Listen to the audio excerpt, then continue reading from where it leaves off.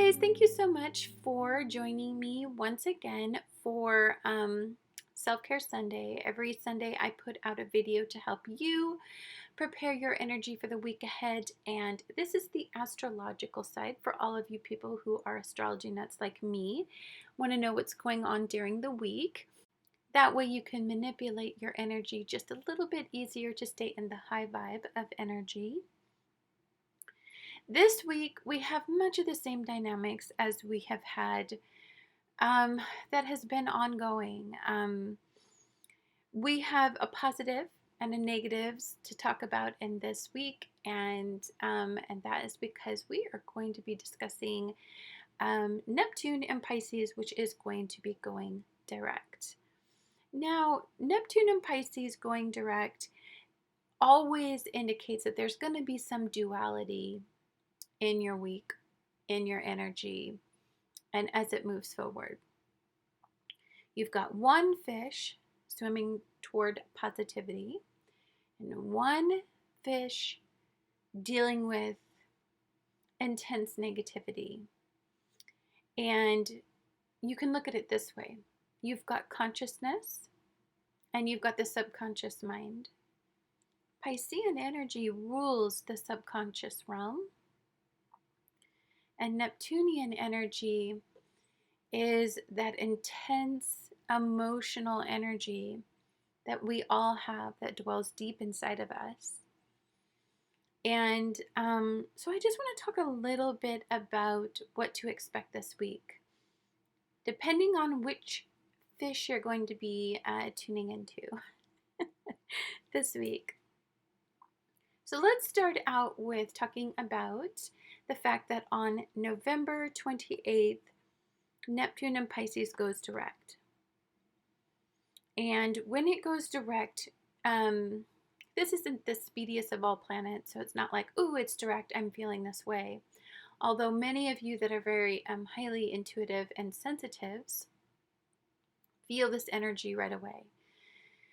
So a couple things I want to warn you about when you are feeling the buildup in this energy, and as you're feeling this energy kind of flooding you, it hits that deep subconscious realm, which can be an unusual realm because you're not conscious of everything that's lurking around in the subconscious mind. And so many of you may have anxiety for no reason. Many of you may feel tired and for no reason. Many of you may feel like, you're just, your anxiety levels are super high. You're sensitive to everything around you. You may feel a little bit mentally under the weather, physically under the weather, emotionally under the weather, as you are processing a transition in energy in this very deep emotional realm that you guys are going to be swimming around in. So although this has the capacity to be one of the most magical energies I've seen in a long time, and it's very encouraging to see that we are stepping into this type of energy and that we can yield and use it to our advantage if we are wanting to make some of our dreams and our hopes and our fantasies come true.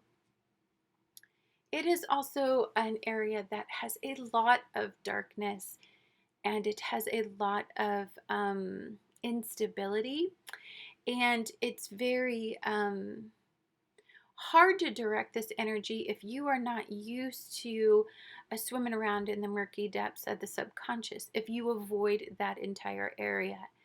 A lot of us avoid the subconscious mind or anything that triggers it or anything that evokes that kind of deep feeling. We just try to avoid it. Normally, that is through some sort of addictive substance, because that's what it takes, something that strong to alter our state of mind, because Piscean energy rules an altered state of mind. So sometimes we avoid through creating a fantasy, an illusion out of our reality. Sometimes the way that we avoid this area is that we completely alter our states. And so addictions usually rise when we have Neptune going direct. So Neptune has been in Pisces for a really long time.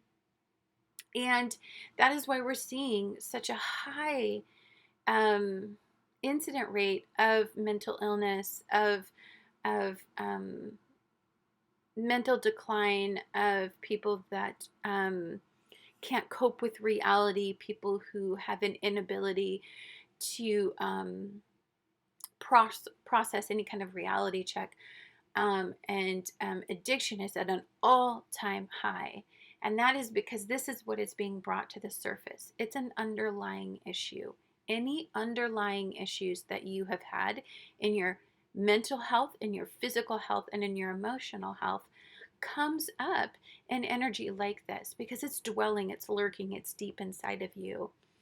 And so, for some of us who think that we may have a specific area in our lives completely under control, you're going to find out that you don't have control over that area when Neptune in Pisces goes direct. Now, it was in retrograde. So we were rehashing and we were reflecting and we were reliving, and some of us were going through some very intense stuff when it was in retrograde because it was pulling us into the subconscious mind and we couldn't get out, and so we were almost trapped in that status, and it felt like we had no power over our conscious life, over what we were conscious of. We had no power over that. And so as we are moving direct with this type of energy, we now can take some control and have some power over this aspect of our life if you want to.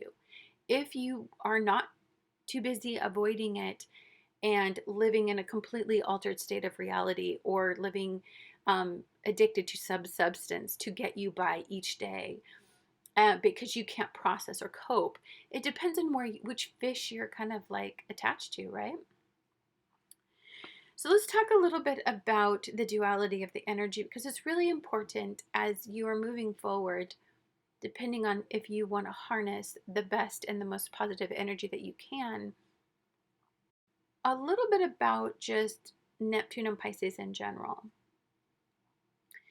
So if Pisces energy is at the end and its sister sign is like Aries, right, energy, then you are processing the end of something and the beginning of something. And this is a karmic lesson. This is a very long journey that you've been on. This is a closing of a chapter that is karmic in some way.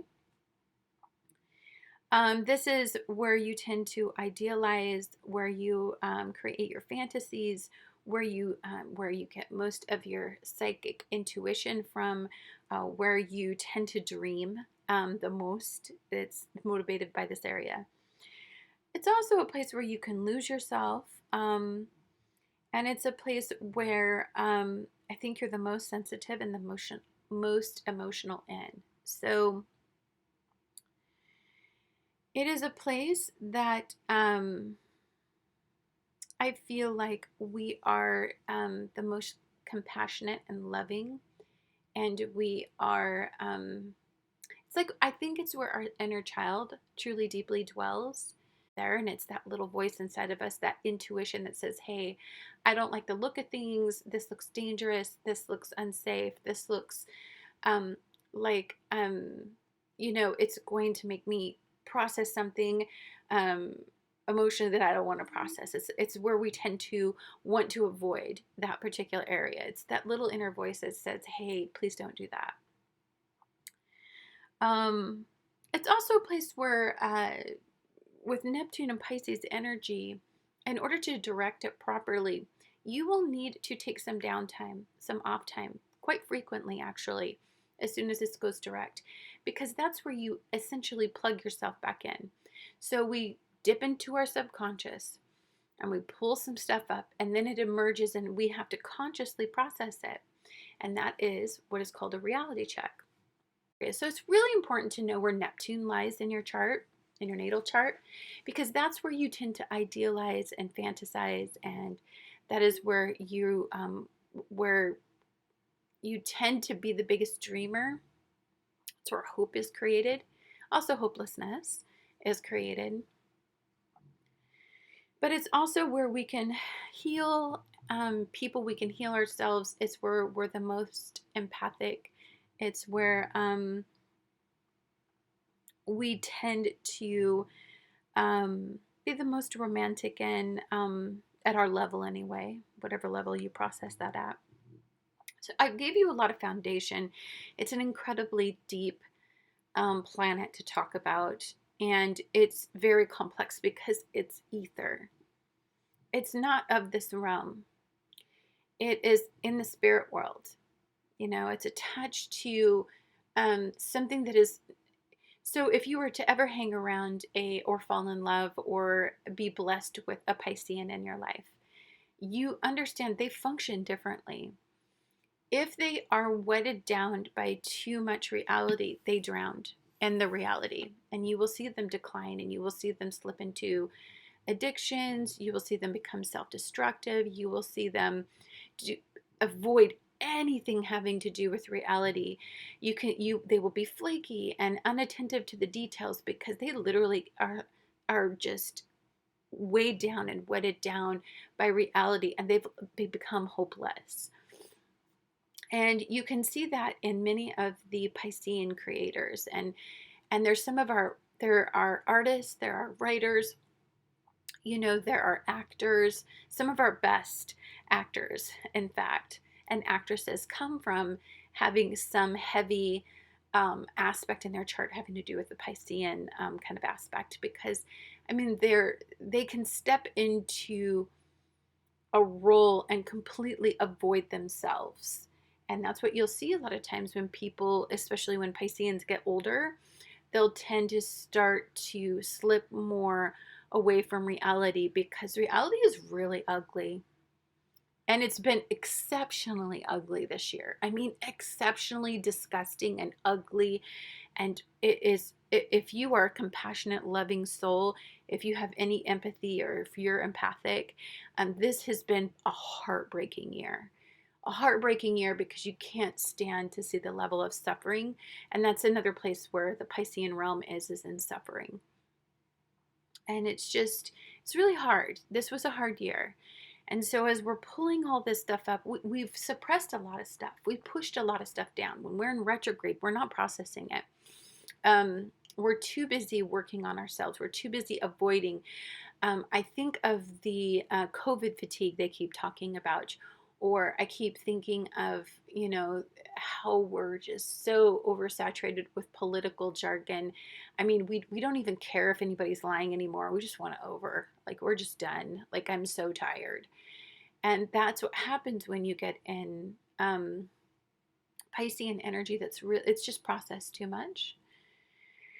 So let's talk about the aspect. Let's talk about the charts today. So we have Neptune in Pisces. It goes direct on the 28th of November. When it does this, it's in a delicious mood. So the positive is it's really happy. Really happy. There's a hopefulness for some of you. If you are in the positive energy at this point and you're saying, okay, I know all this stuff happened, but I can make something of this. I can create a better life. I can create a better outcome. You know, you're sitting there with a paintbrush and a blank canvas and you're like, I have so many ideas, so many hopes, so many wishes for my future. And I feel like I can finally start that. Now, granted, this is idealistic. Nothing has truly deeply changed, and there's a level of reality that's still being processed. But if you are in the positive headspace of this, then you're in the dreamer side of things. And so you feel like you have a breath, you can breathe again. And so the creation is starting to flow into you, the creative spirit. This is also just where faith and hope comes from, about a brighter, better future. And even though it could be completely an illusion that you're creating to help hope grow, it doesn't even matter. At this point, I think we are clinging to anything that makes us happy. And I think the easiest way to do that is through love, through deep connections, through really deep conversations. If you are talking to people right now and you can have these heartfelt conversations about your struggles and you're really taking off your mask and you're just showing your vulnerability, and that person's really loving and compassionate to you, and you guys are connecting on a different level, then I feel like the support that you're getting right now is really helping you grow and become hopeful. Because here's the thing, as soon as we lose hope, that's it for us. Then you see the suicide rates start to increase. You see addiction start to increase. You see people just giving up. There seems to be no hope. There seems to be nothing that they can do in their reality to change their circumstances. So we never want people to get to a hopeless state, even though we've been actually technically mentally pushing people into hopelessness. And it feels very overwhelming to process our reality. So I would encourage you, if you guys are of the mind to be a co-creator in your life, then this is essentially being somewhat of a delusional soul, of creating illusion around reality, of not oversaturating yourself in reality, hyper processing reality, and of trying to attend to every single little detail in reality, to the point to where you have no energy, nothing is flowing, you're not receiving, you're constantly on output mode, but you're not being recharged, nothing is going in. Then that can tend to make you lose the creative aspirations that you need for energy like this. It's very funny because, like, if you get too heavy with a Piscean, and if you're laying too much reality down on them, they immediately sponge up that negativity and they're weighed down, and all of a sudden they're as hopeless as you were. So they're sponges. So you've got to be really careful of what is influencing your energy and your opinions and your perspectives right now. I would tend to do anything having to do with stuff that keeps your energy in a high vibe. And yeah, tune out a little bit of reality because it's ugly. And it's not a place where we can create any kind of hope or any kind of anything positive in our lives. For those of you that really are interested in the negative aspects, just so that you're not completely delusional about what's going to go down this week. We still have a lot of the same intense energy around Mars, which is in Aries, squaring off with Jupiter and Pluto. This obviously means that some people are having issues with things that they identify with. And if they have created their identity around an illusion, a facade, if they weren't truthful, if they were abusing their power in any way, then of course they're going to be called out. And in this state, in energy, you're going to see a lot of people losing control of themselves because there's something threatening them, or that at least that's the way that they perceive it, right? And it's going to get out of control for sure. So Uranus in Taurus and the Sun in Sagittarius are both in 7 degrees, and they're in a flat quincunx. When we get into a quincunx in energy, that means there's absolutely nothing that can be done to bring something positive out of this situation. You've got the Sun, everything centers around your Sun, that would be in Sagittarius. And you've got Uranus, which is in Taurus, which is in retrograde. So this isn't the normal level-headed Taurus that takes everything slow energy and really processes things before they take action, and really stays grounded the entire time. Oh, no, no, no, no. This is, things are very, very heightened because they're feeling this energy. The people that are processing this energy are feeling this on a very deep level, on their, where their fears lie, where their deepest insecurities lie. I think where instability lies. I also think it's a place where they seek a lot of control because it threatens their physical world, right? And so this is an area where they're not, expanding their boundaries, where it's rigid thinking, and they're just stubborn as anything, just stubborn. They will not yield. So people who get in these debates, and people who are fighting back and forth, and people who are trying to skew a perspective and to get you to believe them, it's going to be an all-out war in this area because it's just rigid thinking. When you get into that kind of rigidity,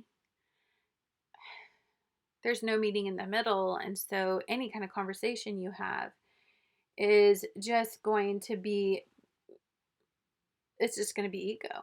And then you're going to fall into all the squares that are happening with Mars, which is an Aries, which is, an ego. Look, it's the same old at this point. We've been dealing with this energy for a really long time, and most of us are checking out of it. Most of us just see it for what it is. We see it for a lot of drama, and we don't want to engage because we want more than that silliness, the child petulant behavior, the fighting, the bickering, the endless debates that nobody seems to win. It's frustrating. And it's also just, it's really, like for people who are caught in the high vibe of energy, we don't want our vibe going down to their vibe. We're tuning them out. They can't, it's not as easy to pull us into a hopeless state anymore. Unless you're involved in these power and control dynamics, at this point, I feel like you're checking out. And it's time for self-care.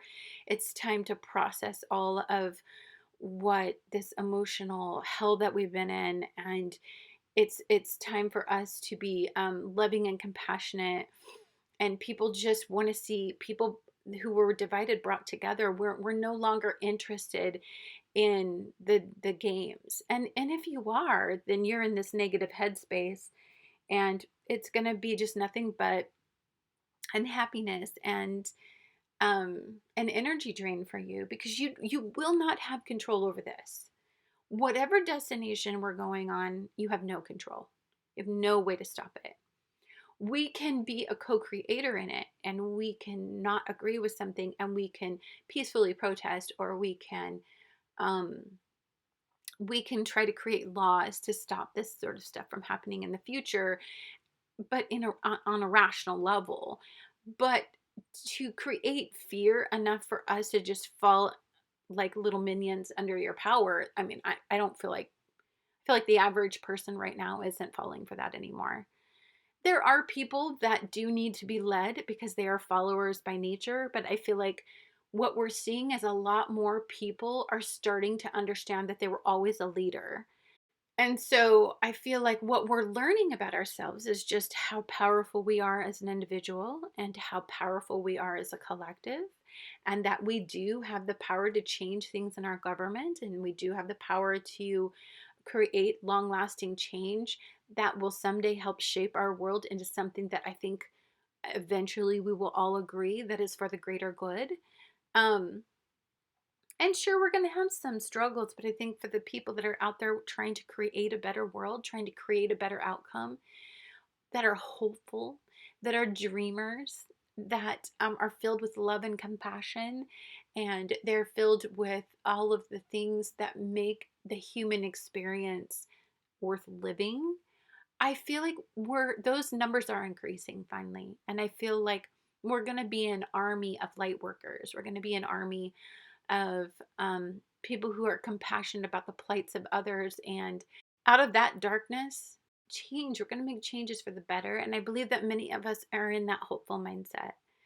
And for you guys who are there, welcome to Neptune going direct, because yes, it's going to be wonderful for us, because we're all sitting here and we all have canvases and we have tools and we have everything that we need. Our life is not going to be the same. It has been destroyed. And so much has fallen apart because of the Saturn, Pluto, and Jupiter conjunction. It has completely made things almost unrecognizable. But for the Piscean world, it's just a new canvas, right, that we're creating on. And it's just, we're painting and we're enjoying the possibility. Who wants things to stay the same? They were dysfunctional as hell. We had a comfort zone because we avoided very big problems in our communities, in our nations, in our countries, in our governments, in the people that rule and govern us. We avoided that because who wants to think about things on that scale? Like, we're too busy trying to manage ourselves, and we're so selfish. And that's what all this Mars and Aries and Chiron and Aries, it's not just about you. It's about collectively us. We can't live our lives in a doomsday type of mentality. We've got to live our lives with possibility and connection and love and compassion and all of the things that make the human experience worth living. And I just want you guys to know that I deeply am thankful for you. I am thankful for my channel. I'm thankful for hobbies. I'm thankful for creative expression. I'm thankful for tools and at my job. And there's 100 things I'm thankful for. 2020 was probably one of the worst years ever, but it brought so many things to light that I needed to see, that I have avoided and I have been in the dark about. And I'm just trying to be thankful for that clarity, so that I can help my realities get a little bit closer to the idyllic state that I see in my mind, the way that I believe that people have the capacity to be. Have a wonderful week, guys. Much love to all of you. And just go out there and be the change you guys want to see in the world. Bye-bye.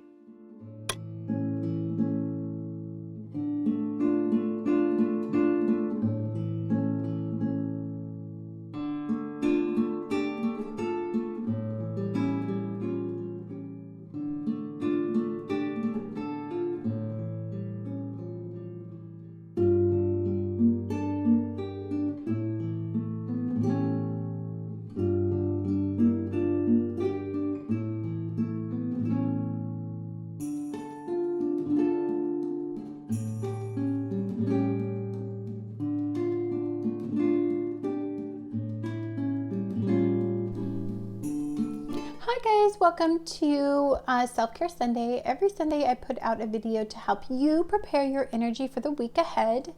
And this week we are going to be discussing November 22nd through the 29th. So first off, I just want to say happy Thanksgiving. It's a US holiday, but I just want to say how much I am thankful for you. I am thankful for my channel, this medium that I use to express my passion for tarot and anything that has to do with like an esoteric study. Like, I'm just so happy that I get to have you guys come to my channel and for us to share an experience together.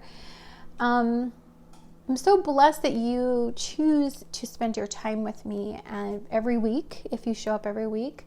But even if you just show up whenever, just thank you for being there and supporting my channel. I just want to let you guys know that I'm really getting close to 100 subscribers. And so when I do get up to 100, if you are subscribed, you get put into a jar and I will be pulling you for a special gift. A gift deck, a reading, whatever you guys want. It'll be debuted on my channel just because I just want to give back, because I feel very blessed to have you in my life. Having said all that, and I'm all gooey, let's go ahead and start out with what is going on this week. We have a relatively uneventful week. I mean, we have energy that has been ongoing, and so you're seeing the energy manifest into its cumulative energy. So of course there's lots of energy still out there trying to balance out the abuse of power, to bring forth things that have been abused in power, to talk about rules, laws, and regulations around people who abuse power and what happens and what are the ramifications of doing that. It's also a big week about, of course, self-control, learning how to have power over your thoughts, power over your feelings, power over your life, and to point it in a direction when you are in some sort of challenge. Yes, all of that energy is still here. It's going to be here for a while. Having said that, we have a beautiful and magical energy, which is why I chose the Good Tarot, because this is some beautiful energy to talk about. So we have Neptune, which is in Pisces. It's going direct. And I just want to talk to you a little bit about what Neptunian energy is. Neptunian energy is our connection to spirit, to your guides, your guardians, your angels, whatever you deem that to be that's guiding you through this life. If you're a star seed, it's the cosmic energy out there that is helping you reach your potential as a light worker.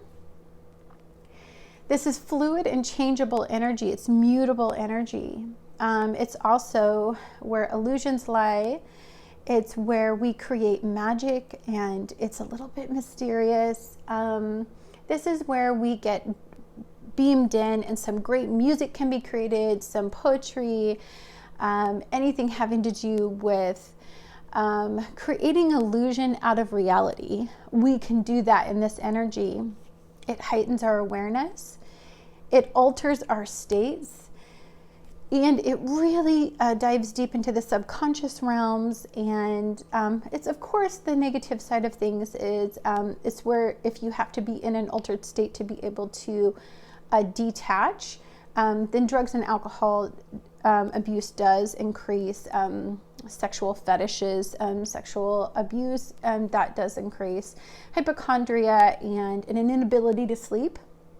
We're sleeping too much because you are holding on to the illusion of life, and so you have to sleep to disconnect from life. You have to alter your state in some way. Piscean energy, some of the positives about it is you are idealistic. You can create a fantasy out of your reality. You're a dreamer in this type of energy. You're incredibly psychic and empathic. You're a healer in this energy, and you're diving into the subconscious realm. So let's talk a little bit about what you guys are connecting to. So you're connecting to Virgo energy, which is the Hermit energy. Virgo energy is the polarity of Piscean energy.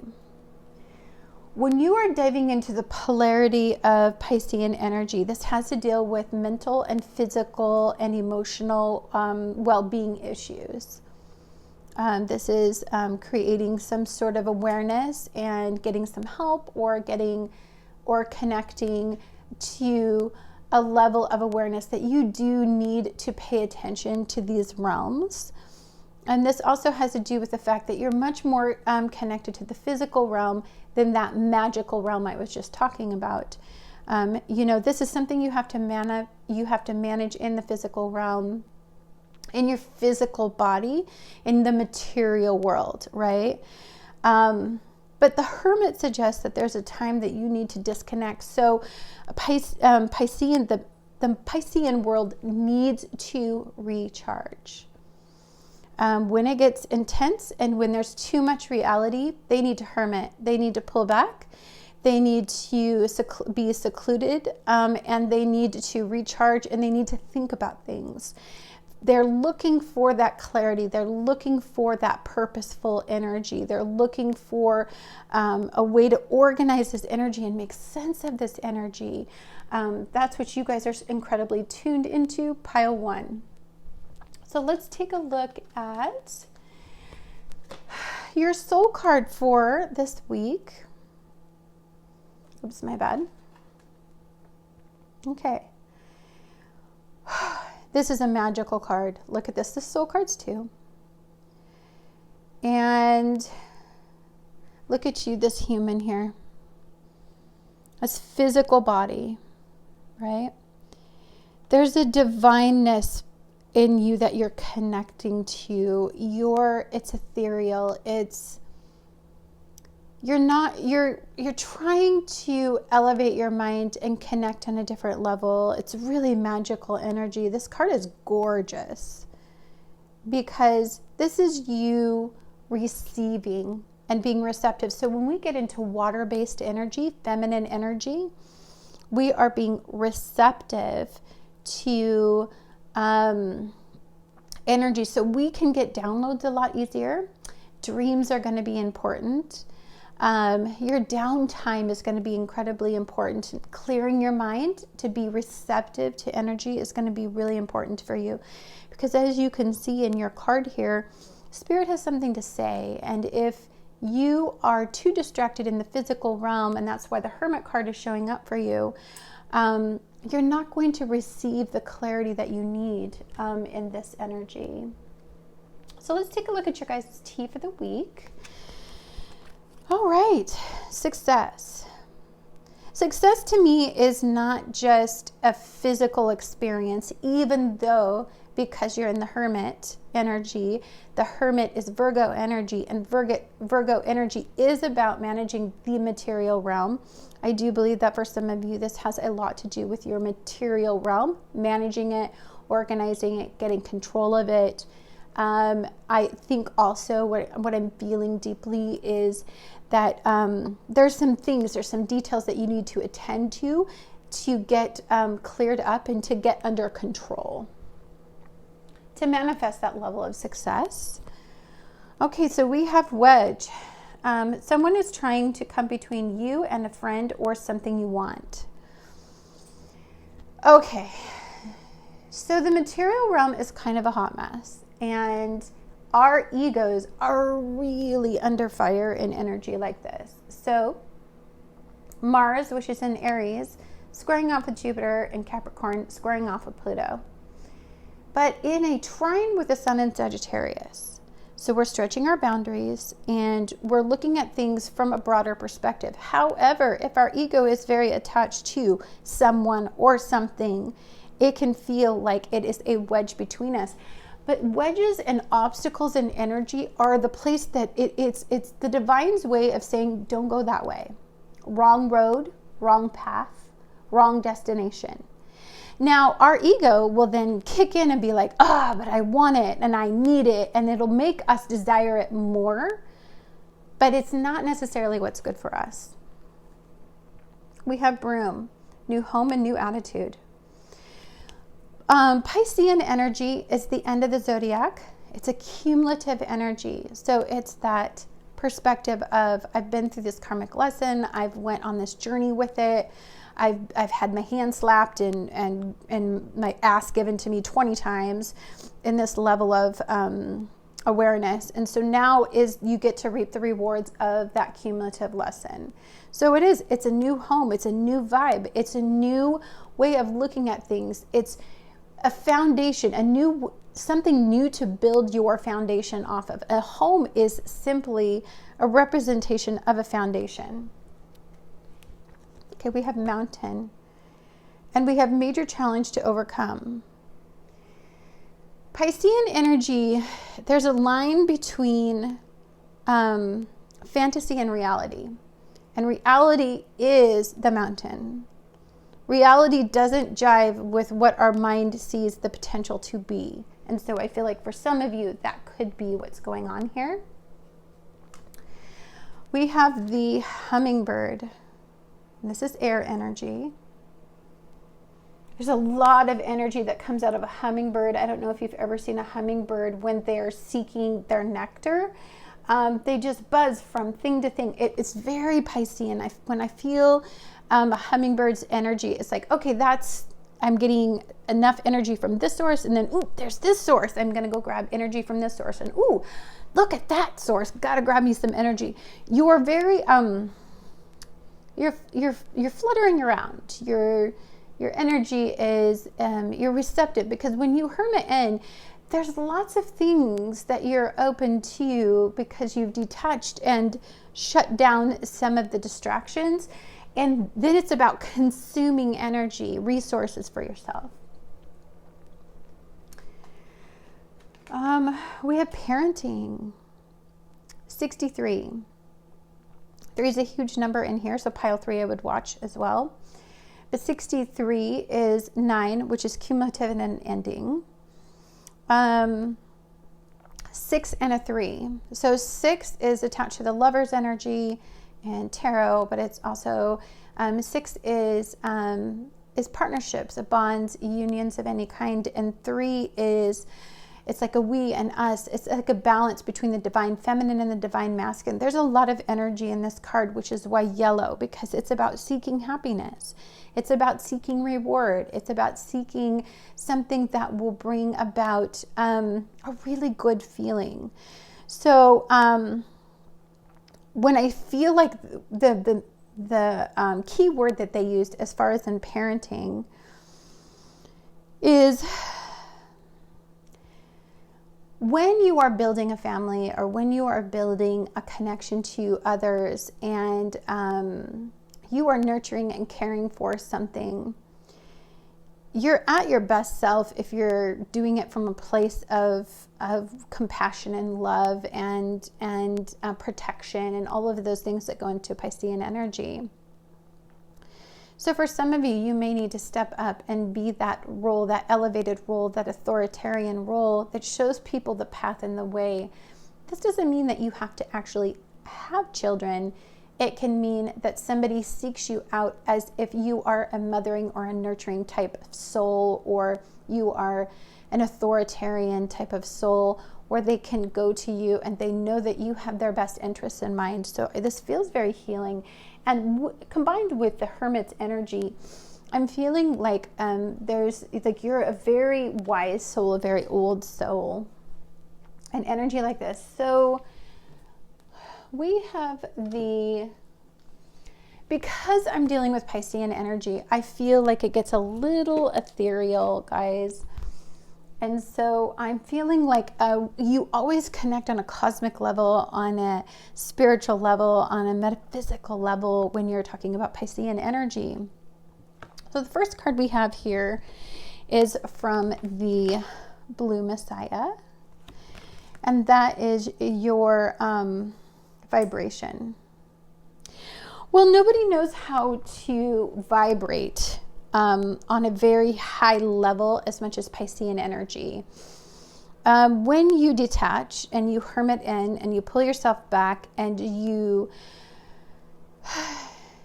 you're looking and seeking the light, your vibration level is super high and you're receptive to the sacred things that life has to offer and spirit has to offer.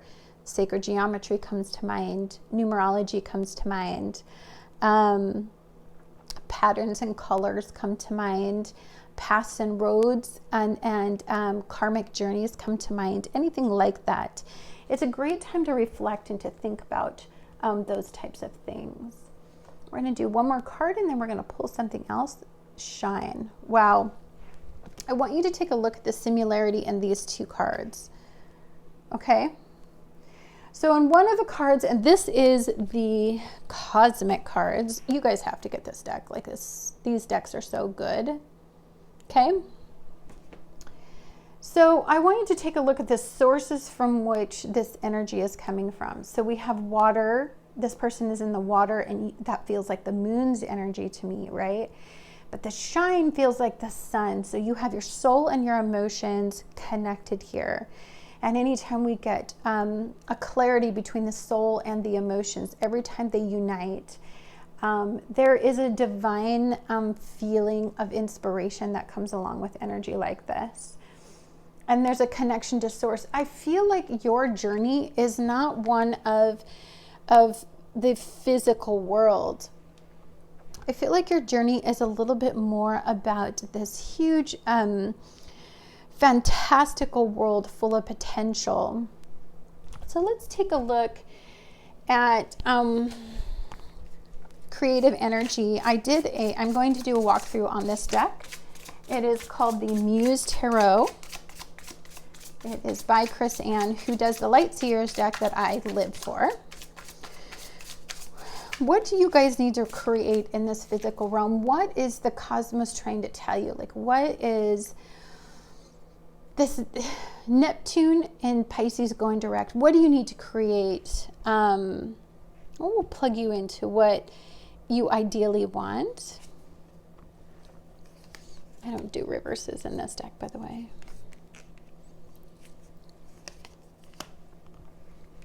Okay, let's take a look at these, and then we'll pull some clarifiers.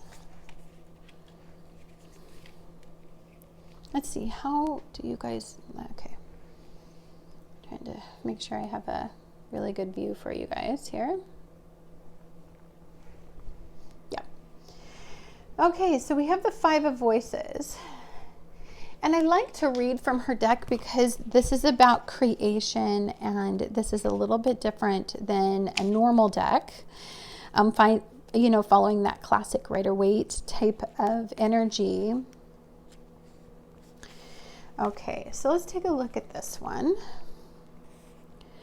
We have feeling of defeat, learning from lessons of loss, fighting, winning at all costs.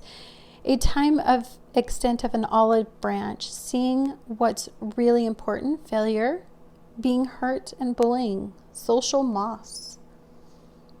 It says, I'm going to win. I am the one who deserves this. It doesn't matter who gets in my way. Nothing will stop me. I don't care what it takes to make it happen. The Muse of Five Voices looks down, reflecting back at ways we can miss what really matters to strive and to win. So, okay, the material realm is a really kind of messy realm. We get caught up in ego in the material realm, and we align with ego, and ego is important, right? But like sometimes we get caught up in the wrong things when we think we want something, and so we're not connected to our inner voice or spirit, or being empathetic, or being compassionate. We're quite the opposite. We're ego driven. It's winning at all costs. It's not being compassionate towards others, and really just caring about what we want at the time that we want it. We have 9 of emotions, and for all of you who have been following me for any period of time, know that when we get the 9 of emotions, which is the 9 of cups in this deck, you guys are actually getting a wish. So you have to want something on an emotional level for this to manifest. This can't be anything that's tangible. This has to be something that has an emotional reward to it. Okay? So when we're wanting and we're wishing, wish for like the feeling that love gives you, or the feeling that being able to buy that thing gets you, or the feeling of overcoming an obstacle. That feeling will plug you in to manifesting this emotional want or need. And then we have the Ace of Inspiration. And inspiration is wands in this deck. Voices are swords, and emotions are cups. Okay. I'm learning. I literally have not used this. I was saving it for Neptune and Pisces going direct. It's supposed to be for my creative flow and energy. Then we have the Ace of Inspiration. So when you let go of ego, and then you open yourself up to being receptive to your emotional self and what your emotions really crave and desire, right? Then that is when the clarity of what you need and what resources you really need, or an inspiration or an idea on how to get it starts to manifest. Now, mind you, the reason this is a creative dreamer type of energy. This is not the energy that rules reality. It rules the possibility of your reality, the idealistic look at your reality, head in the clouds type of energy. It's where you manifest from on an emotional level, more importantly. Let's take a look here. God, you guys are getting some beautiful cards, not gonna lie here. Okay. Another Ace of Swords here. High Priestess. Ooh, feeling the vibe. Do you feel like the magic coming off of this cards? Okay, let's take a look here.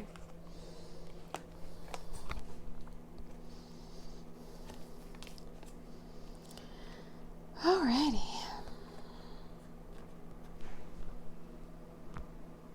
All right. You guys have to start somewhere with this. You have to let go of things that were losses or things that ideas that didn't work out. You have to let go of the things that you're holding on to. Negative energy.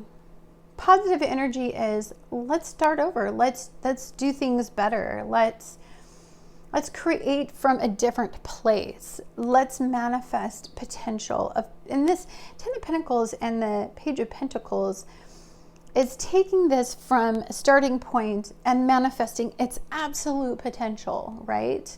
Of happiness and fulfillment and reward and wealth and success that you see in your T over here. Okay, let's see. On an emotional level, the wish that you were holding on to has a lot to do with this High Priestess energy, this download that you get. When we get a download, we can't look at it as, well, that's not real. There's no way I could manifest, you know, this idea that I'm having. There's no way to make that happen. You know, like say if you're a creator of any kind, of anything, you know, and you don't have the resources,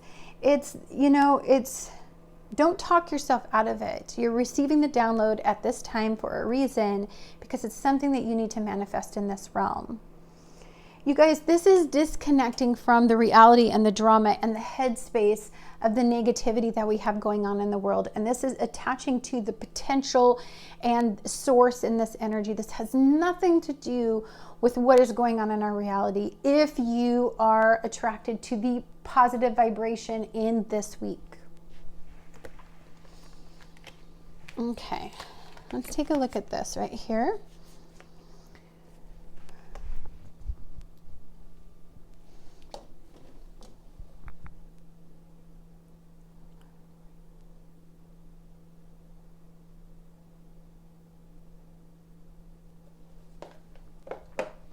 Okay. All right, guys. So we have the King of Swords. We have the Ace of Inspiration. And we have the Fool. Dang it. Sorry, my bad. Sometimes it is not easy being choosy. Okay. Sorry, that seemed like much harder than it needed to be. Okay. So we have this King of Swords, but we also have the Ace of Inspiration. So this is telling you to entertain those foolish thoughts, to entertain that dream, to fantasize about something that you don't think could actually be something that you could really manifest. Hold on a sec. My necklace was in the way of my microphone. It's about being idealistic, being hopeful. It's about not basing anything on reality. It's about using logic and the ability to gain resources once inspiration hits. And it's to be able to connect to the long-term goal, that long-range goal, like, you know, make a plan, organize it, that sort of stuff happens, especially when you had all that Virgo energy. So let's do this for a minute. I'm going to organize these cards a little better. Let's see, how does that look? Okay. What am I doing? Okay.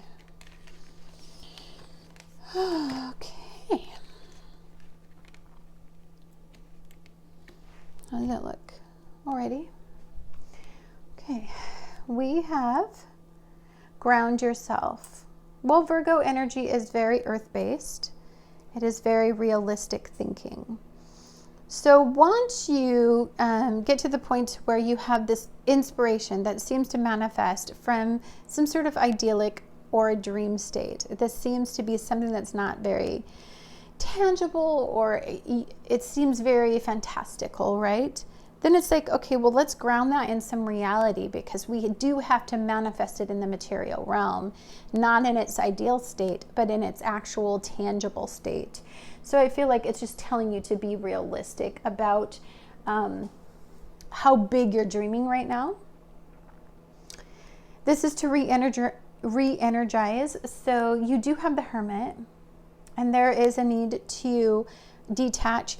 See, here's the thing. If we plug our energy source into negativity, we're gonna generate negative energy, right? We're gonna manifest it. If we plug our source of energy into positive energy, then you're going to revitalize and re-energize. And it may be that you just detach a little bit, you slip into an idealistic state, and you dream a big dream. Sometimes when, okay, say life is too negative, sometimes for fun, I'll just think about what I would do if I won $680 million in the lotto, you know, and it gets me in an idealistic state, and it just it reroutes me. So maybe some of you just need a little rerouting right now. Ooh, Spirit is saying yes, guys. Yes to your dreams. Yes to your hopes. Yes, you can manifest this. You can. Your reality does not define what your reality will be 6 months from now, a year from now, 5 years from now, 10 years from now.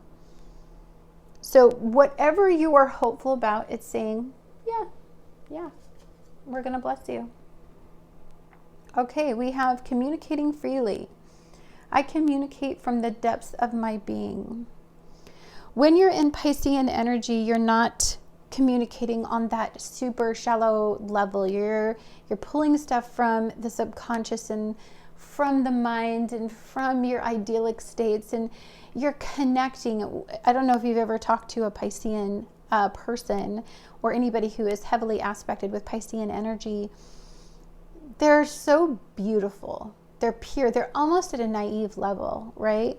Because their energy doesn't come from reality where it's been tainted and beat down and had so many reality checks that you've lost hope in that. No, it's from a hopeful state. And so, yeah, it's a little phantasmic, and maybe, yeah, it's not based in reality, and yeah, maybe it will never manifest, but do we really care? Because it makes you feel free, and you don't have inhibitions when you're in this state. You don't hold back. You don't feel like you have to protect yourself. You have the Fool's energy. Okay, guys.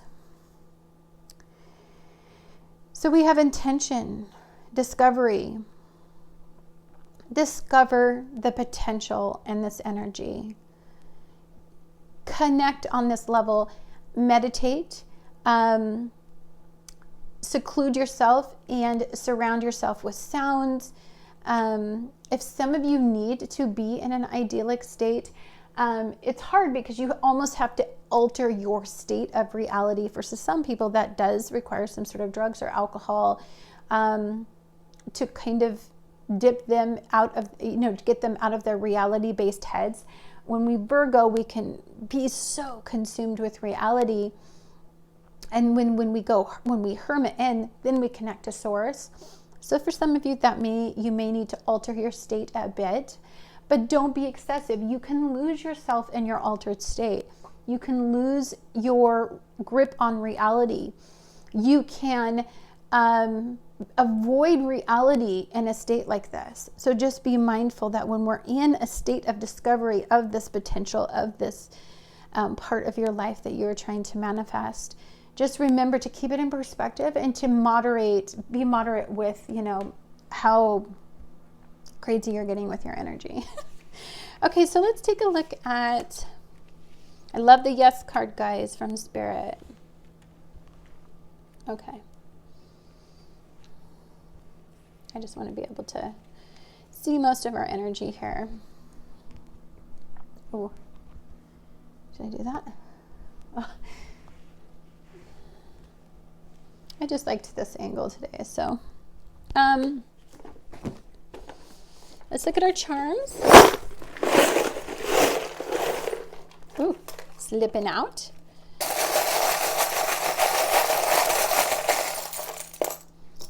Okay. All right, guys. We have my beautiful they, thems. My people that don't identify with anything. They're not defined by a label or a role or a specific criteria. Like, they're just living their best life, being authentically them. And they love for all of the right reasons, based on a person, not on a gender, not on something they're externally attracted to. You know what I'm saying? Like, my beautiful people. Okay. Oh my gosh, I use they, them pronouns. It is very important for people who are embracing their rainbow, people who are looking at all of the layers and colors in life and really attaching to all of those colors and allowing them to mold. They're not of this world. They're not thinking of everything based on everything they've been programmed to believe. No, they're not those people. You guys are not these people. You're different. The labels that people have slapped on you and made you fit into, that's not you. Leaf. I think of fall right now, and I think the shedding of leaves, the shedding of negative energy, the shedding of things that no longer serve us moving forward. They are dissipating. They are returning their energy back to the earth, because something in our material realm did need to deal with that energy, but it's now, we're shedding it, and it's dissipating, right? Crown.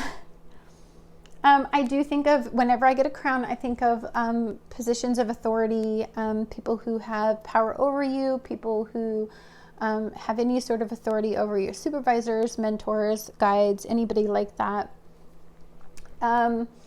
We do have a lot going on with power right now, but if you understand, if you touch this source of energy, you realize that this material realm where the crown is located, and that label that they stick on that authority and that status and that stature and everything they stick on it, that label, it's not an actual real label. It's just a label we stick on them, right? We've got the feather here.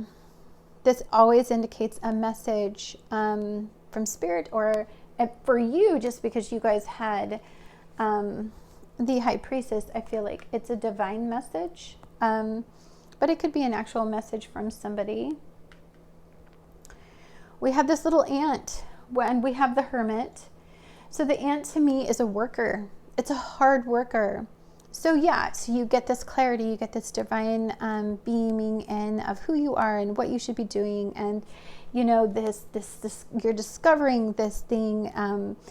You're filling it with intention, and you're moving forward. You have to be busy like an ant. Like, you have to put in the hard work. That is the great thing about balancing out polarities.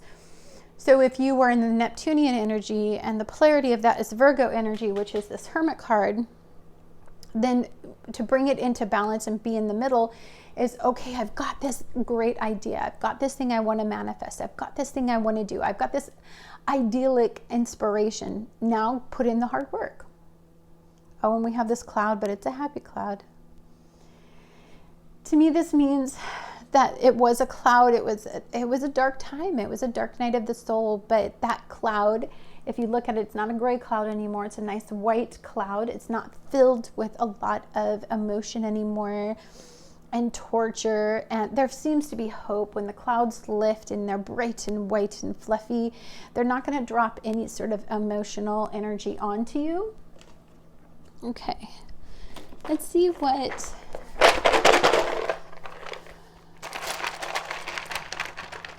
Okay. Okay, guys, let's see what letters we get. What's our first word? Okay. My brain first thought of money. Oh, really? And I just thought of something else, but...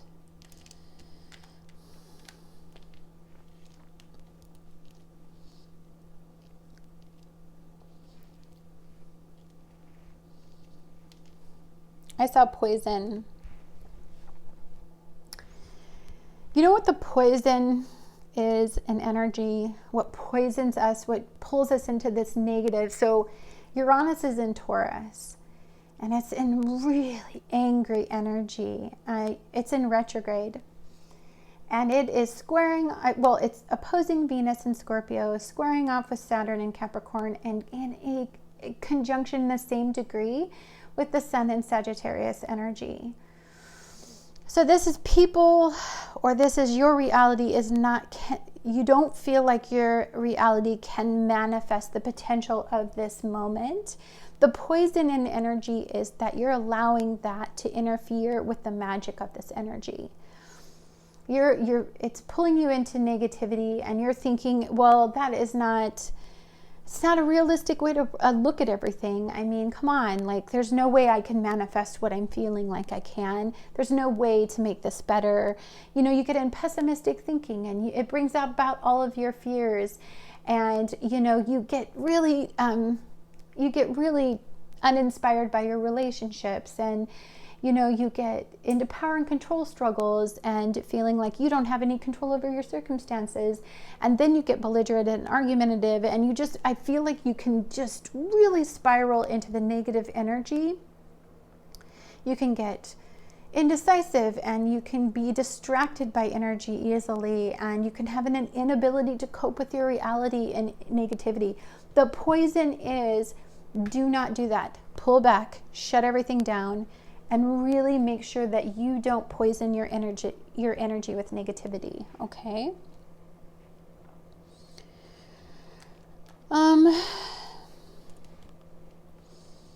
I saw binging on drugs and alcohol to avoid our sense of reality, to avoid what's going on, to avoid things that are interfering with our ability to see the light. We'll binge, and we'll try to alter our states, and those things can get out of control. You can experience hypochondria when you do that, sleepless nights. You can get into altered states of reality where you're not accepting your reality for what it is, and you can create an illusion out of your reality if you are not careful with this energy, if it's pulled into these negative headspaces. So remember what I said about the poison. Remember that you are unique and different, and that you don't have to follow along the lead of a bunch of other people that aren't in control of their realities, okay? That's not where yours needs to be. Ooh, this practically spelt itself. I see song here. And with this song that I see, sometimes in order for us to pull ourselves into an altered state of reality in a healthy way, maybe singing, maybe putting on music, maybe putting on, a lot of times what I do is to alter my vibration, which we had here. We had vibration. To alter your vibration level, if it's getting too intense, if it's getting too negative, and you don't feel like you can feel that shine in energy, you know, then what I feel like you can do is put on, like, singing bowls is a great way, because there's no words. Put on songs that have no words in them. They're instrumental, and they pull up your vibration and raise your vibration without the weight of a word associated with it, because sometimes we get feelings from words, and so you don't want to bring up those feelings right now if you're not in a good state. I see, nice. One of the best ways to raise your vibration is just to be nice to people, compassionate, loving. That will raise your vibration so much. To be soft-hearted and sensitive in energy like this, and to be, you know, empathetic, and to, you know, to have a strong connection to what people are going through. It can be such a beautiful thing just for people, just for you to go out there and just be nice in your week. Just nice to people. People who are suffering, people who are angry, people who are not happy. Just be nice. You can find that you can raise the vibration when you do that. Let's see if I see anything else. Oh, okay. I see.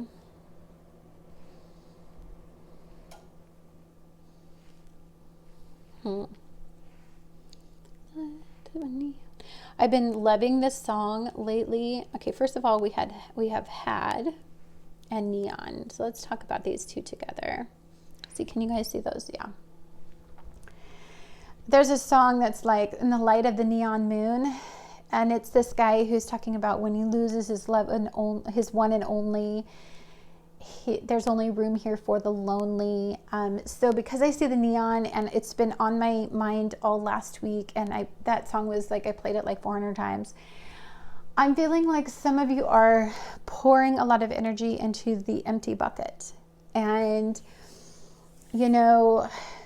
drinking, trying to deal with loss and disappointment that way, and altering your state of reality because you're suffering silently. So don't do that. I'm thinking about what you once had. It's that half empty type of feeling. It's like we cannot look back. We're moving forward. So Neptune and Pisces is about going direct. It's about moving forward. It's about the illusion of happiness. We don't tangibly have it yet. And so just remember that as well. And I feel like we're doing good. Oh gosh, some intense energy. I feel like that's good. I do see map here and a map too. Look, we create the map to happiness. We create our maps to our destinations. We create is the word. We create our potential. We create that map inside of us, and whatever you're mapping out for where your energy is going is where it's going. That's up to you, Okay. All right, so we have 84. We have 84. Oh my God, we have spirit in reading, guys. Do you doubt that we would have spirit showing up here? I mean, come on. We're going to have spirit showing up. Spirit's in your reading. 3, 2. And you know that when I get a double numbers, I always think of spirit in 6s. So your relationships, your partnerships, your bonds, and your unions, your relationships with others. 6s are powerful in any sort of partnerships that you create in life to support you. They give you resources. It's also a 6 and a 6 is balancing out what you need versus what your partner needs. It's the feminine and the masculine energy. It's also represented in here. Spirit's trying to show you the way. This is a culmination, but a 7 is diving deeper, deep into this. Look, searching for those answers that are not something that is a superficial type of knowledge. Like you're looking into the depth of an answer, that has to be in places that, where mystery leads you, where you go on, like a research project. That's great to do in all this Virgo energy. We have 89 as well. You guys, this is a beautiful reading. I want you to just go out there, guys, dream big. The magic is in this energy. Whatever you can do to tap into your inner magic. If that's playing with your altar, if that's playing with your tarot cards, but don't deal with reality for what it is. Reality is something we are molding into clay, and we are creating something out of. It is definitely not what it's going to be 6 months, a year from now. Our reality is changeable. You know what I mean? It's fluid. Reality is just an illusion in the end. Anyhow, guys, thank you so much for watching. Much love to all of you, and just go out there and be the change you guys want to see in the world.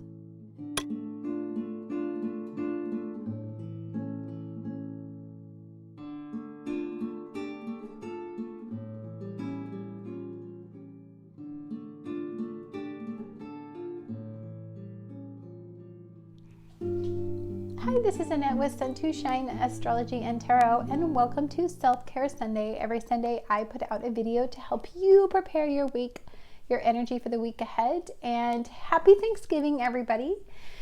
We are going to be talking about the week of November 22nd to the 29th.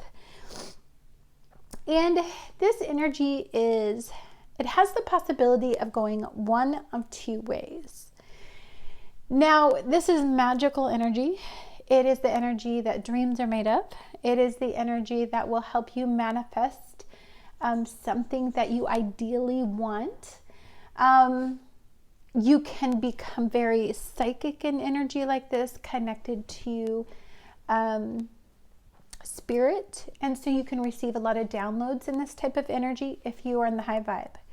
If you are in the low vibe of this energy, you are feeling powerless, and you are feeling combative, and you are feeling like you are not understood, and that you feel like you have to make people think and believe the way that you do.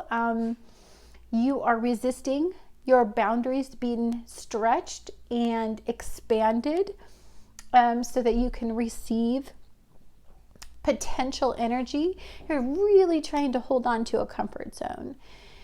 So that's the duality of this energy. This week, we have all the same energy at play. You know, we have ego really trying to hold on to those power and control issues in our lives, and really trying to find a way to have control over others and control over their perspectives. And we are, for some people, they're very super fear-based, and because they're losing control. Some people in this energy, they're really trying to hold on to the way that things have traditionally always been done. And so it feels odd. It feels weird to be in energy where we are making new traditions. We're breaking the mold, where it's non-traditional thinking. And that can feel a little like you're rubbing against the grain a little bit. But this energy is beautiful. It has the capacity to expand your heart's desire, and for you to create something where you can really get past your fears and overcome some serious mental obstacles that have been holding you back and making you powerless in your life. So this potential energy is absolutely gorgeous, if you are not in resistance of it. So you guys, pile number 2, picked the Star card. And the Star card is all about after the Tower moment, after the reality check, after the revelation, after the instability, after the dark night of the soul. What do you do now?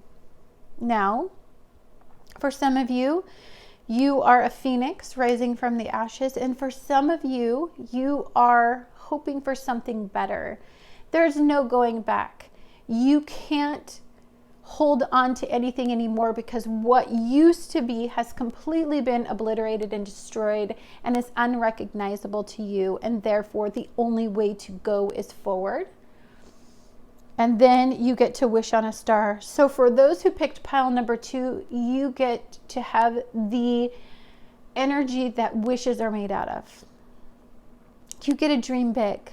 You get to have new hope, fresh energy, right? You need to think outside the boundaries of limited belief systems and confined thinking, and you need to expand yourself beyond the capacity of your reality, right?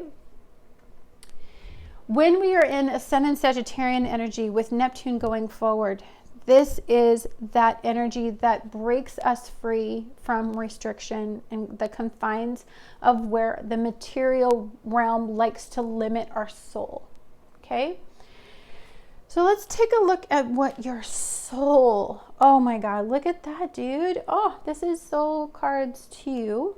I never look at any of these cards, by the way. I do everything upside down. So what's revealed to you is revealed to me. Look at you.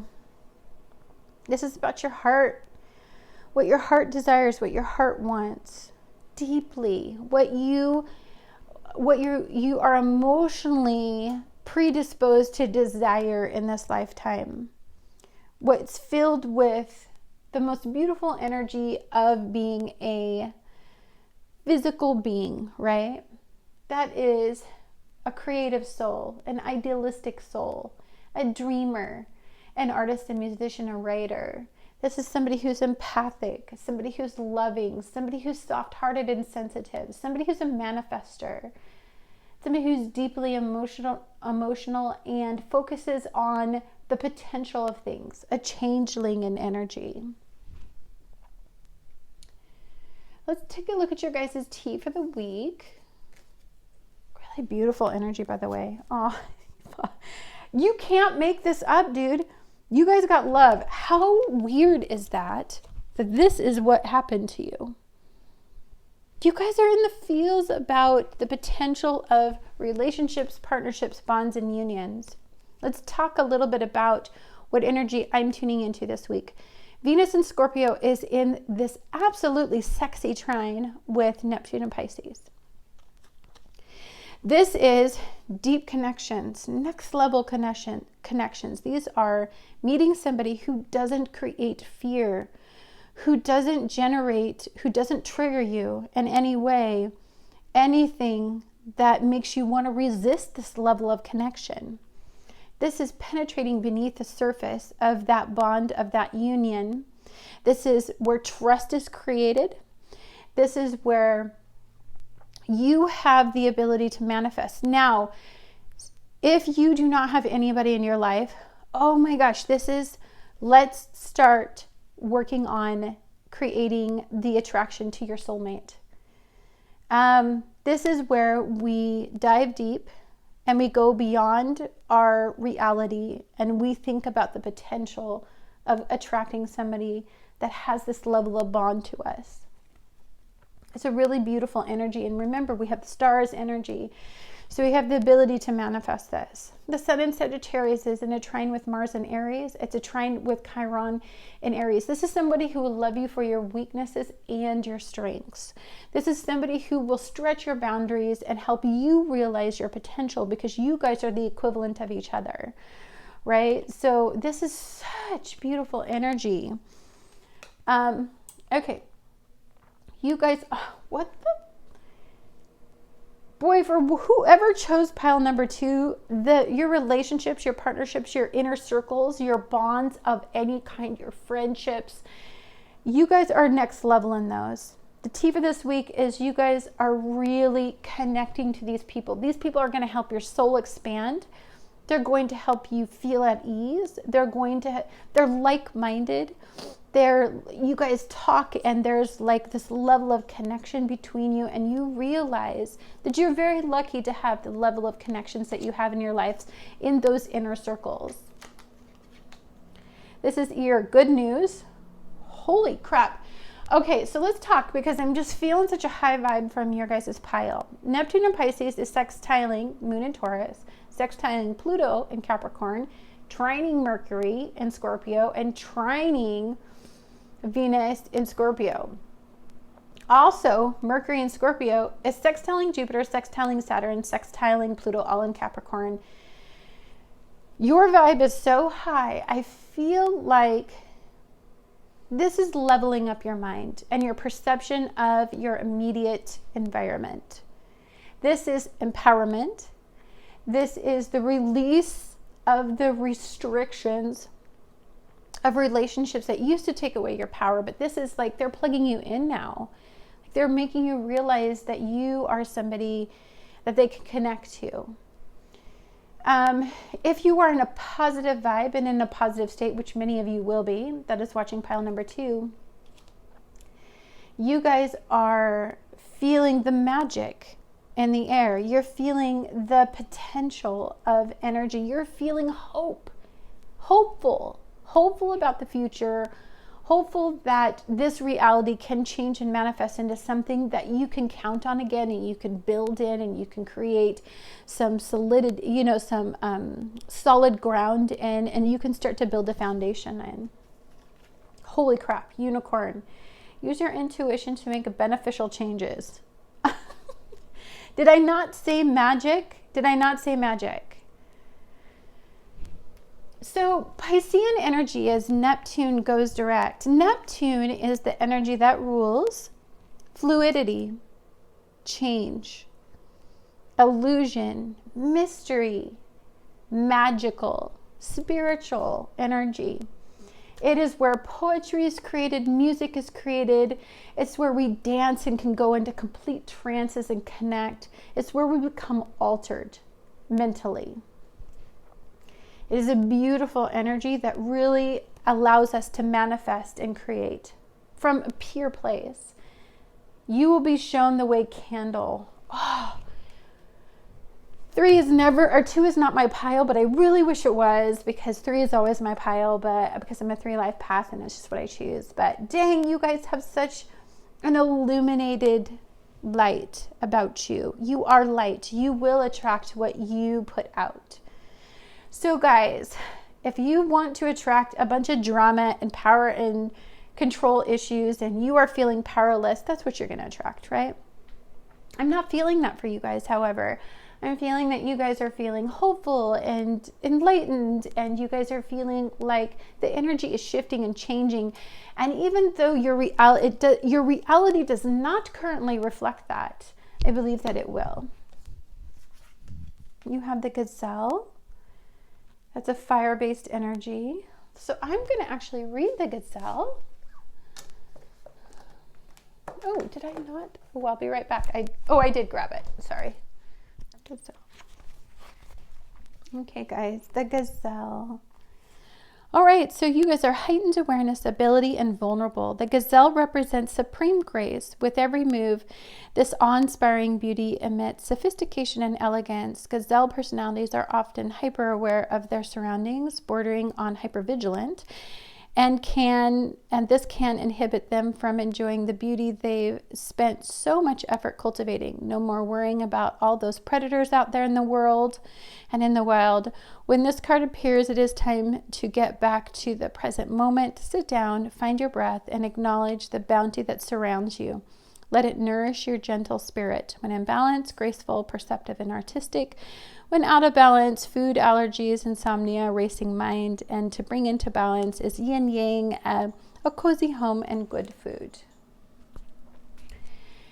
Gazelles are very elegant, but they have a lot of speed to them, but there's also a grace and an elegance about them. And the way that I connect with this is you're very, very attractive to people. You're like a magnet. And even if you don't feel attractive, you are attractive in some way, especially if you really sit with and meditate on Neptune and Pisces energy. So I want to tell you what Pisces energy is. Pisces energy is the ultimate dreamers of the zodiac. They're a culmination. They're a clarity. They're what happens when you get to the end of your life, that elevated perspective, that culmination, when you realize that your life was supposed to always go this direction. When you look at things and you're like, well, I didn't see it at the time, but I guess that this is what needed to happen for me to be here. For some of you may be realizing that we needed everything to go this exact way for the unveiling and for our reality to be altered into a more loving, compassionate, and empathic state. We were on such a destination for such a long time that was ego driven. It was basically narcissistic. And so when you get somebody who's narcissistic, and that's the ultimate leader, and we see where narcissism can lead you. And it is a sickness, and it is a mental disability. So that all ties in with this Neptunian energy. And you can see what it's like when somebody avoids reality, and you can, like, because it's on a public stage, and you can see what it's like when somebody doesn't want to face what is going on. Or if you believe the other way, that person, their reality doesn't match the situation, and everybody's working against that reality to try to mold it into whatever reality they want to. This is, you can understand that reality is a mere perspective. There are two sides to this reality right now. There's the left and the right. And reality is something that is just a matter of which angle are you looking at it as. And as frustrating as that can be, depending on how much your ego and your dogma is tied into a result in this energy, I wish you would pull yourself out of that, elevate your perspective, and understand and look at it from this perspective of let this energy mold and shift and change into what it was always fated and destined to transform into. You guys have 10 in pride, 19. 9 plus 1 is 10. So 1, the individual. 9, a culmination, an ending, a conclusion. Pride being, I always think of pride cometh before the fall. So for some of you that are rigid in belief systems, you will not get the most out of this energy. You will not feel the star. You will not feel the positive energy. You will fall into all of this ego-based reality checks. I would encourage you, because you have so much light and positivity in your reading, to elevate yourself out of your current reality and understand that your reality doesn't define absolutely anything. It is going to change, and it is going to change, and things are going to drastically become a different world. And if you can adapt to that, then you can pull out the star's energy. Oh my gosh, you guys have starseed. Is it any wonder that you guys are not connected to this on a cosmic level? Like this is, you're connected to this on a level not of this world for you to be able to manifest this type of energy. I'll read a little bit of the starseed. I feel like, is this the, yes, this is the Messiah, Blue Messiah deck. So let's see here. I won't read the whole thing, but I'll read some of it. Okay, so your divine mission is to inspire through the full expression of your own magnificent light. Your affirmation is, I am a creative spark of light, expressing the love within my soul. I feel like you have a strong connection with the cosmos, and you have experienced many planetary lives, including your incarnations of this world. Your light is part of a group of souls who have mastered many lifetimes. Through self-mastery, they shine their light into the world as stars. The brightest star in our night sky is made up of many advanced souls who went before us. Through the love, and their light inspires all of us. This is your mission, Starseed, to inspire humanity to the light within. It will be through your creative expression of light and living example of being loving and compassionate that others will also be inspired by words toward the illumination. Remember, Starseed, that you're not alone. Your journey is being guided by the light and love of the stars. When we are asked to connect at this level, like this level of, I feel like if you talk to Pisces, they're so outer limits. Like their perspectives are so broad, and they're so open-minded, and they accept so many different types of people into their circles, and they're actually drawn to the people who don't fit in, that don't fit into the societal molds in life. And there's a lot to learn from unique souls. And you might be one of those very, very unique souls that have never been able to flourish to its capacity because you've been confined and boxed into fear-based mentalities of like a social norm, right? So now that's all breaking free, and the energy is ripe and open for you to step into it and to figure out what you were always meant to do. Look at how beautiful this card is. You have emotion. Do you feel the flow of emotion in this card? It's like a swirling, sparkly energy that I feel. The blue is a very calming energy. It's an emotional, there's no emotional upheaval when you have a blue energy in your emotions. But if you look at this character, they're very pure. That's a pure light beaming into the soul of the head and the heart-based area.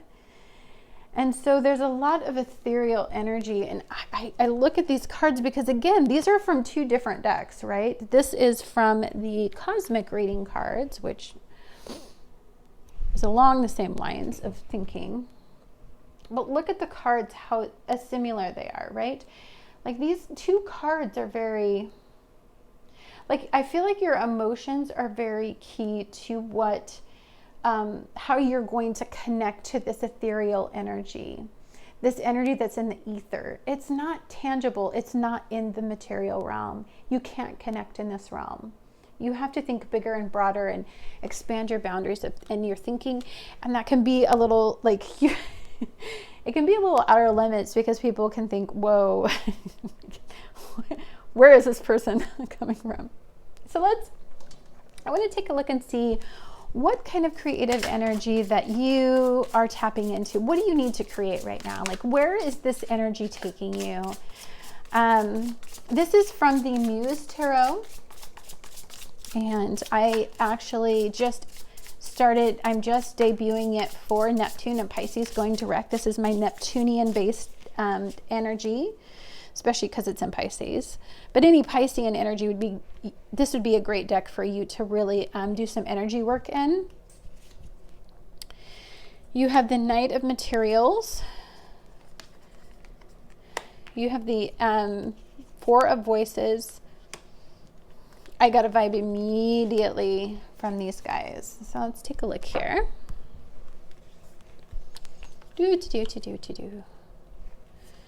I want to see how these look. See the cards. Okay. Okay, guys. All right. So we have the materials is going to be the Pentacles. The Voices is going to be the Swords, and the so we have two voices. It's Swords. Okay.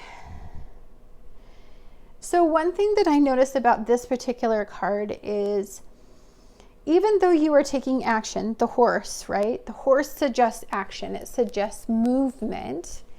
If you look at the succulent in this card that's represented, and even with the rose that's depicted in this deck, rose is like the creation from emotion and love and being romantic and being heart-based, right? But you have this big, huge succulent, which suggests resources, like, you know, taking it slow and looking at all the resources that you have. This movement is slow and steady. It is not dramatic energy, right? That would be a Wands energy.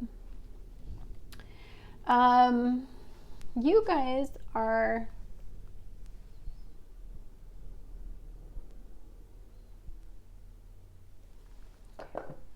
just wanted to make sure. Okay, my dog, sorry.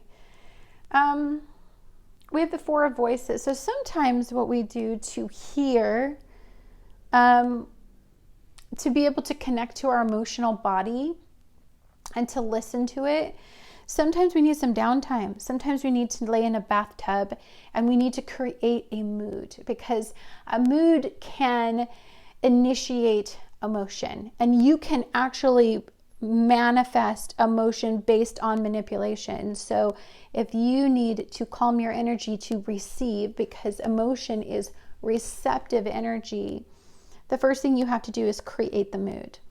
And so in this particular deck, I feel like they're creating this mood by, it's bath time, and water, as soon as you submerge your body into an element, you connect to that element. And so water is an emotion-based energy. And so if you really want to calm your emotions, if you want to relax your emotions, if you want to listen to the positive emotions and release some of the negative emotions, sometimes when you fill up, sometimes some of the things I do with my mind is like, if I'm filling up a bathtub, right, I'm filling it up with positive emotion. And when I am letting the drain out, I'm releasing all of the negative. So I'm washing away all the negative emotion, and I'm filling myself with positive emotion. I'm flooding myself with love and emotional support and all of those things. Somebody's running after their dog. And then we have I feel like, okay, so if you look at it this way, we have this material realm, and we're trying to go slow in that material realm, right? And we're taking deliberate actions because, we're sensitive right now emotionally. And I feel like when you're altering this emotional state and you're pleasing yourself, you're doing a lot of self-care and self-love, it makes you receptive to the Ace of Voices, which that's when the wise owl spirit comes in and gives you ideas about, how to become much more emotionally fulfilled and how to attract the right things into your life on an emotional level. Okay, so let's look at our Light Seer deck made by the same person as the Muse Tarot. Okay. Some really beautiful energy, you guys. I'm really happy to be feeling this energy. Oh my gosh, the Magician, yes. Oh my gosh, the Star again, you guys. There's no way to make this stuff up. I have the Ace of Pentacles. Oh, the Lovers, yes. Okay, I love these cards, guys. Let's talk. Let's talk about you beautiful souls out there. Now, first of all, I told you that when you guys get a Star card, you always get a wish, because you're wishing for something that's authentic to your soul's desire. This isn't something of like, I want $1 million in my material realm. If that doesn't support your authentic soul's purpose, you will not manifest that. This is something on a bigger level. This is something that is slow, steady growth. This is something that's solid, something that you can build on, something you can attain. It's actually something that you can actually attain, right? And you're yielding, and you're a magician, you're into magic. And I'm really connected to the purpley color. So this energy is going to the out, and it's swirling to this source of energy. So this is you are perfecting, but this is the perfected energy, and this is the purple. So I can see it's kind of like when you're doing any kind of magical work. It's like you can't manifest anything magically without the emotion and the feel behind the magic. Like, where the magic comes from is on an emotional level. So if some of you are really wanting to manifest something, it has to be from this pure place, right? This place of like slowness and calmness. This isn't urgent. This isn't hasty energy. You're not doing this out of desperation or fear or hopelessness. I mean, you're doing this out of a place of purity and calmness. Look at what you guys are manifesting. Connections, love, hope, new growth in the material realm, new ideas about how to attract what you want to attract in the physical realm. And that could even be a physical person, a soulmate, a connected energy. it's funny because you have so much here about love and connection and your soulmate. I would really be working on some soulmate energy, man. Fantasize. Lay in that bathtub and fantasize. Put the music on and fantasize about the ideal lover if some of you don't have somebody in your life. Feel it. And then we have the Ace of Voices. We have the Emperor. And we have the King of Cups. So first of all, we have very intense masculine energy here in this Ace of Voices. So this is having the ability to take your masculine energy and to manifest it from an emotional place. So you are connected just as much to receptive energy, feminine energy, as you are to masculine energy. That would be the King of Cups.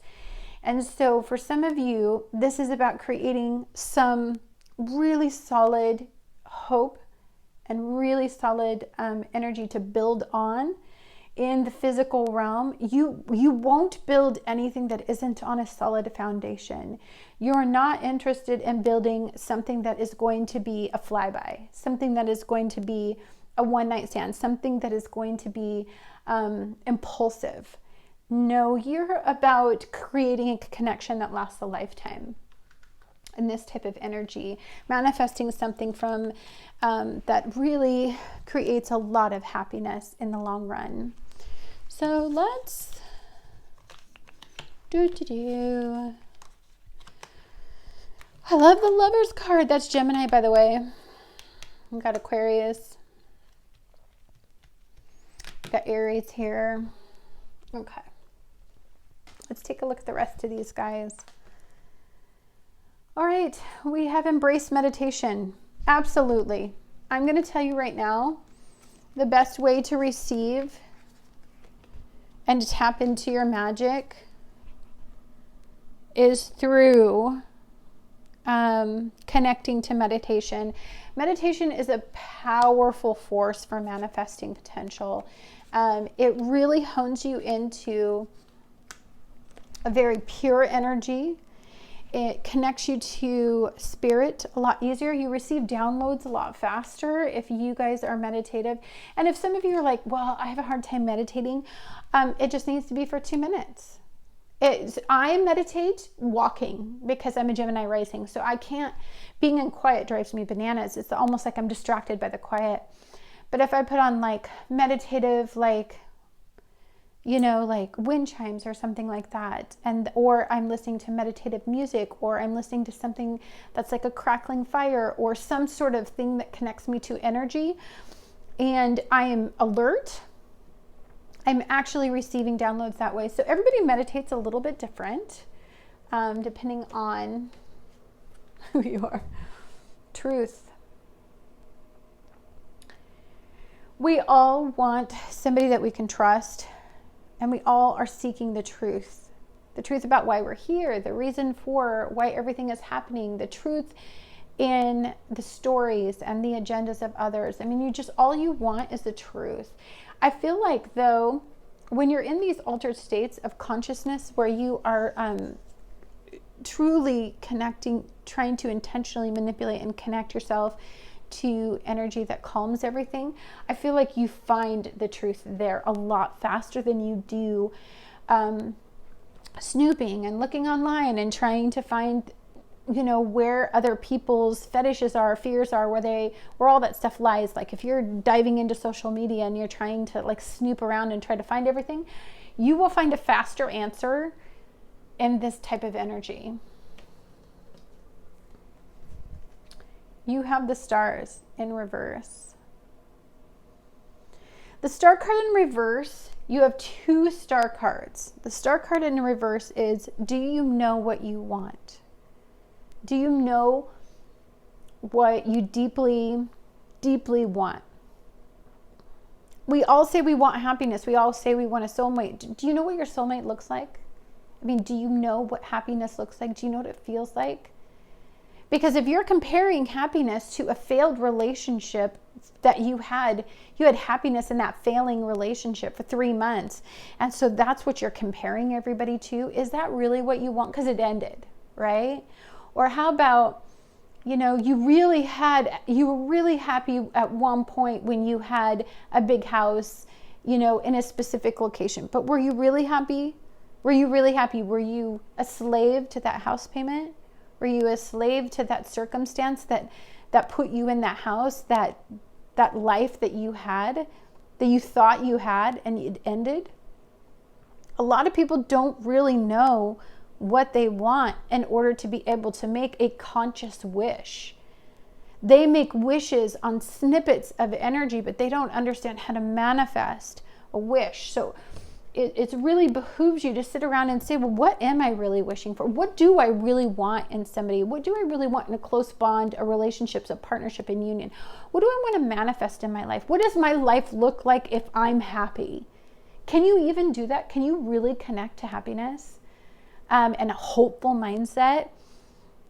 Or does hope have to fit a criteria before you can be hopeful? You know what I'm saying? Okay. You have standing firm. I am noble, brave, and strong. You have to be noble, brave, and strong to be hopeful in a state where there's not a lot of hope always energetically around for you to tap into. You have to be brave and strong, and you have to have the fortitude to know that you deserve the life that you want. And it takes a level of faith and a connection to something else, right? Okay, and then we have spirit here.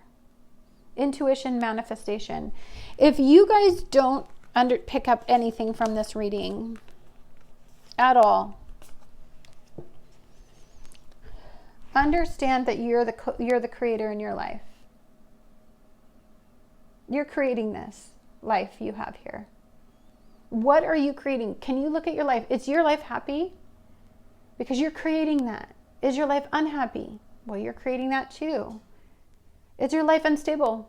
You're creating that. Life is about choices, and it's about energy you tap into, and it's about what you give your energy to, right? Okay, guys, so let's do this because it's getting out of control. All right, let's do this because we're going to get set up for the rest of the reading. How's that look? Okay. Presentation wise, fine. All right, guys, let's take a look at. Okay. Okay. Let's take a. Whoa, that was a lot of charms.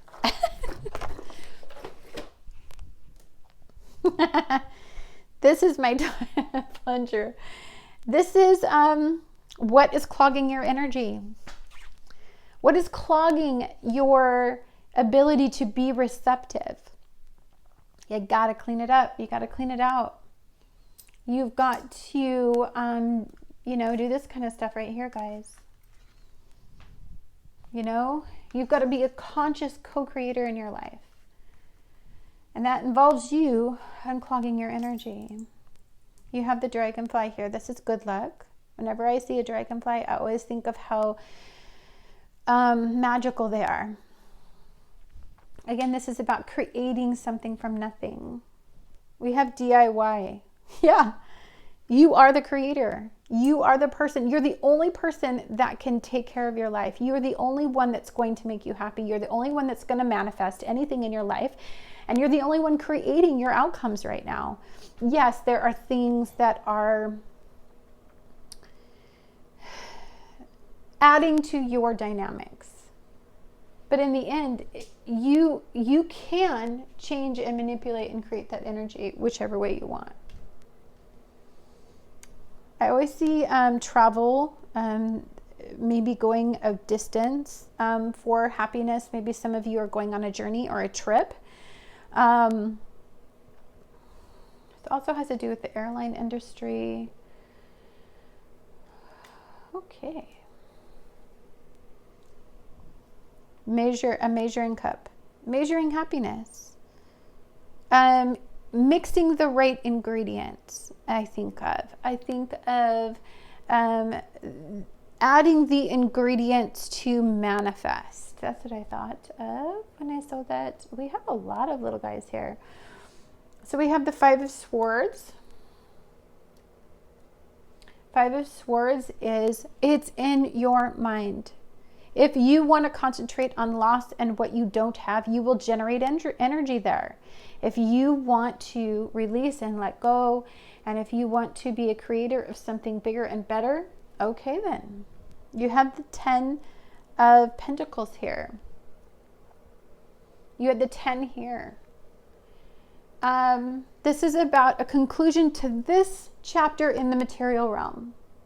This part is ending. You are walking into a different chapter in the material realm. We have the Jack of Swords in this energy. This is somebody who is looking at their resources, researching everything, controlling their mind. Their mind is initiating their movement. So what movement is your mind initiating? And be conscious of that. This is the Joker. Again, to me, this is the Joker is the ability, it's the wild card. It's the ability to pick your energy. You have the Two of Hearts here, the Two of Cups. Again, a card that symbolizes love and union and a connection of some kind. And then, oh my God, you guys got made with love. I'm not kidding you. You guys have love. You got a lot of love in your life. Or you will. It's on its way. This is forward energy. I'm not feeling a lot of past-based energy here, guys. This is something that is moving you forward in your love life. Okay.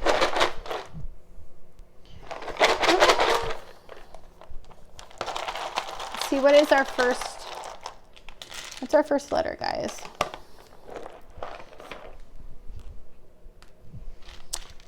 Let's put this little plane over here. Give me some room. If that's anything, yes.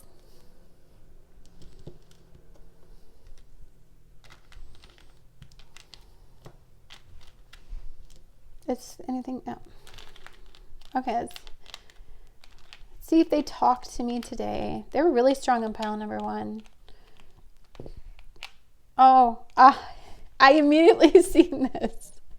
So my strongest word for you guys is kiss. Is the connection that a kiss can bring. That is like, oh, there's a lot of chemistry in a kiss. I saw time. For some of you, it's time to express yourself physically, I guess. It's the right time to start thinking about a relationship and a connection and a bond and generating some chemistry and love back into your life. Maybe some of you have been on a hiatus and some of you are ready for this type of connection. Maybe this is just the warmth of a kiss and a hug, and it's time to put the love back into your life. This stupid life has been stupid. I saw Maid. I was going to see if we could see Self-Made. Well, I could make Self-Made.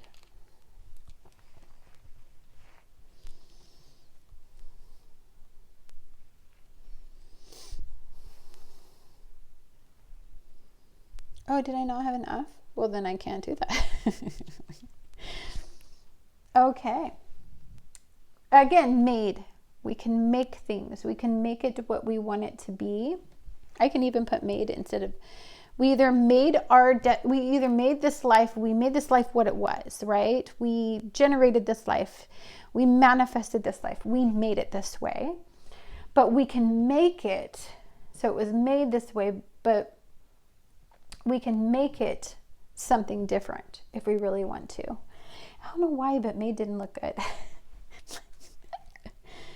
Oh, you guys, you know what I see immediately too?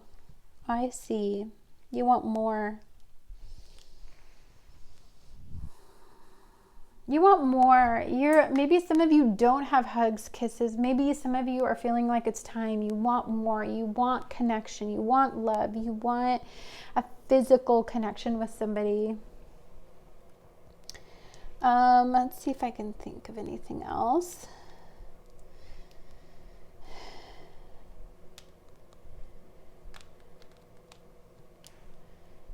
I saw a guitar for whatever reason. Can you see that? Yeah. I saw a guitar. So for some of you, you could be, music may be very inspirational for you. Some of you may really like the smoothness of a guitar. But for some of you, it's just getting connected to music. But also, woo! My dog. So sorry. Hold on. Francis, no more, please. Drama. Come here. Francis, no more, please. Come here. What was that, you drama king? You crazy loud. Okay, sorry about that. And then, oh, I saw this too, guys. Oh, and I know why I saw this. I'm going to show you in a minute here.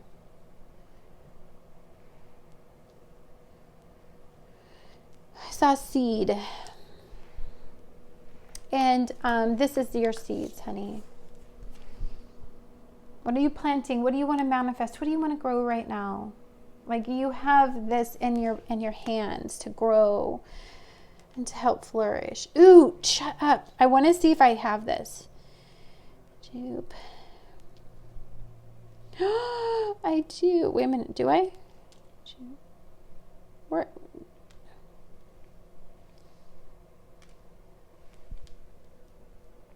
Let's see if I can find it. My bad. You guys, you have Jupiter. Planets never show up. You have Jupiter in your reading. Jupiter is in this phantasmic mood with Mercury and Scorpio. And when we're getting into Mercury and Scorpio, that is a connection deep in our minds. To something that we really want to manifest in the material realm. So for some of you, this is a yearning, a want, and a need for a deep connection.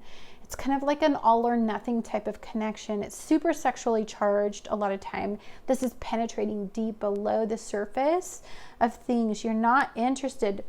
I saw mega. Like a mega rally. That's what I saw. I just saw it out of the corner of my eye.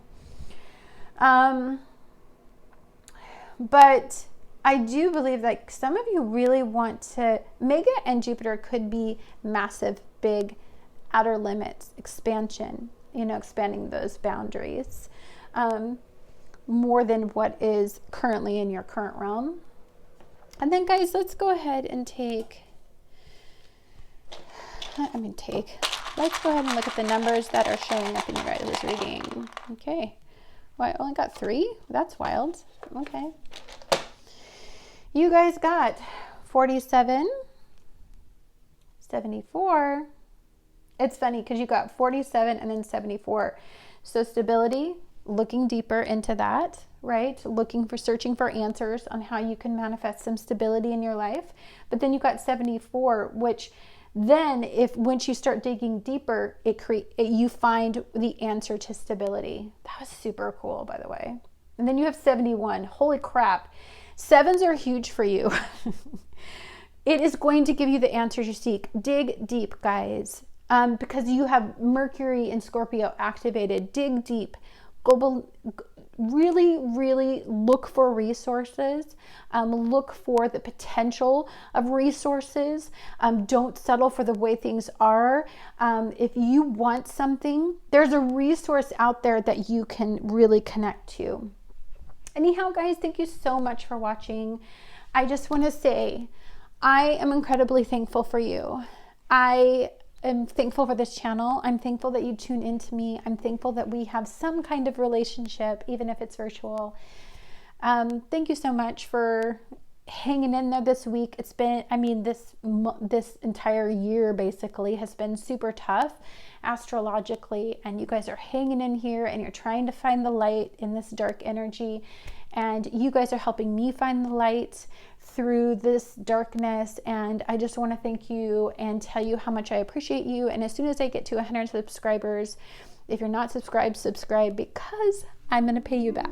Anyhow, guys, much love to all of you. Have a happy Thanksgiving, and go out there and be the change you want to see in the world.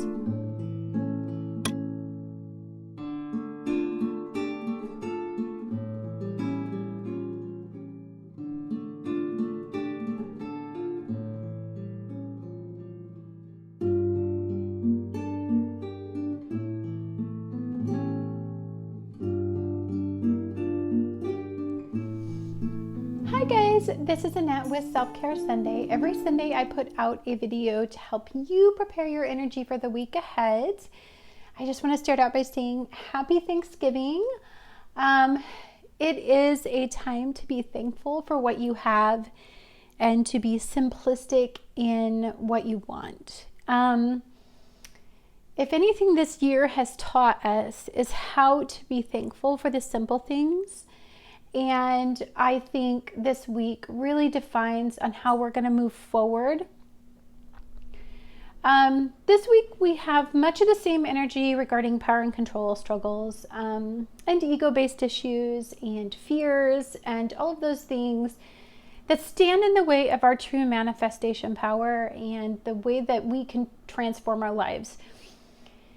Ego presents obstacles because ego will align with all of the wrong things.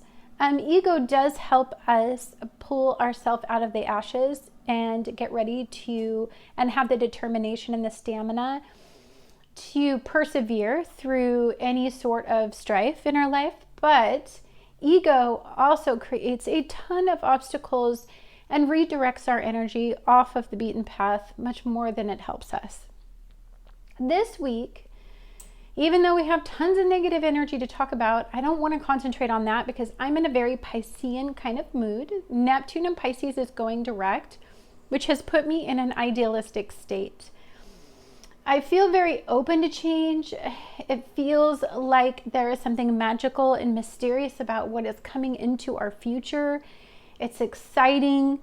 It's full of possibilities.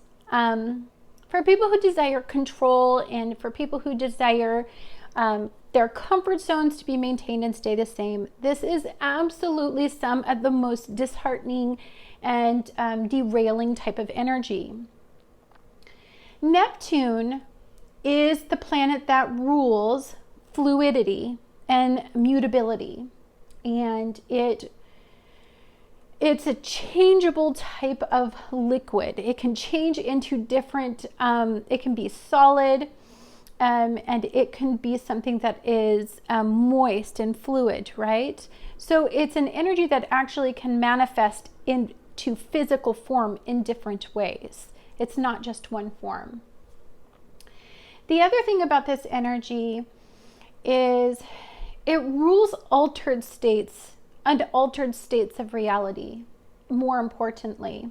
Because if you ever look at water, superficially, water looks like one particular level of reality, but when you get below the surface in water, you find out that there is a whole entire world that is contained beneath the surface. And then we start diving into, well, the definition of Piscean energy. Piscean energy is anything that is dwelling and lurking around in that subconscious realm. It's spiritual, it's magical, it's energy that where our dreams come from, where we create fantasies, where artists create music from, where artists create physical art from, and where writers get their ideas from. It is incredibly intuitive and psychic energy for those of you that are longing to connect to something a little bit bigger than the superficial material realm, because Piscean energy, the opposing or the polarity of it is Virgo-based energy, and Virgo-based energy is all about the material realm, where Piscean energy is nothing about reality, right? Pile number 3, you guys chose transformation.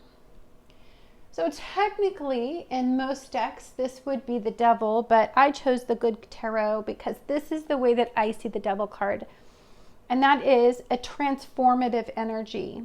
And if you look at this little angel here, with all this energy in her hand, yielding and molding that into a physical form, you have to understand that reality is a matter of perspective, and reality is always changing, right? As we get reality checks, it always changes. So you are all constantly moving and flowing and changing based on lots of different circumstances, external sources, as well as just plain energy. Let's take a look at your soul card. Woo! This is a beautiful card. So look at all this happiness surrounded by this enlightened period. And then you see more enlightenment. This card represents to me where our soul is at right now. It is in a state of change, and all of us are searching for that thing that creates happiness. And for some of us, it's completely altering our sense of reality, our perception of reality. And with that altered state comes the opening up of possibility. And you see that in both of these cards, very apparent, because as this purple energy flows around you and it opens you up and it opens up your perspective, it allows you to be a receiver in this type of energy. Let's take a look at your guys' tea. And the tea for the week for you guys is you are thinking about wealth. And I just want to make sure this is taping. It is. Sorry. Wealth is one of those things where it is stability. It is a sense of accomplishment. It is, it's a resource that lasts you a long time, right? So some of you guys are thinking about the material realm and how to stabilize it, how to make it more secure, how to become much more abundant in the physical realm and transform your circumstances, especially if there's any kind of limitation. You guys have teardrops, great personal sorrow. When we release energy, so when we're swimming around in the murky depths of our subconscious mind, which is all this Piscean energy, and it's been in retrograde for a while now, we have discovered a lot about ourselves, that makes us very remorseful and sad, and we reflect and we wish we would have made different decisions, and a lot of sorrow can be associated with this heightened level of awareness. I wish I knew now, or I wish I knew then what I know now type of energy. And that can create a sense of sorrow. Also, this energy is filled with compassion for those less fortunate. So for some of you, some of this sorrow that you are feeling is not so much your own, even though it feels very internalized and it feels you're feeling it, but it is the compassion for those that are less fortunate, those that are not okay, those you may be longing for people and comfort zones, and there's a lot of change going on, and that puts us in a sorrowful state because we're longing for things to stay the same, and we know they're changing and mutating. Fan, romance, celebration, and party. So some of you may have some sort of admirer, you may have somebody that is thinking about you. I feel like in this energy, I feel like somebody appreciates you.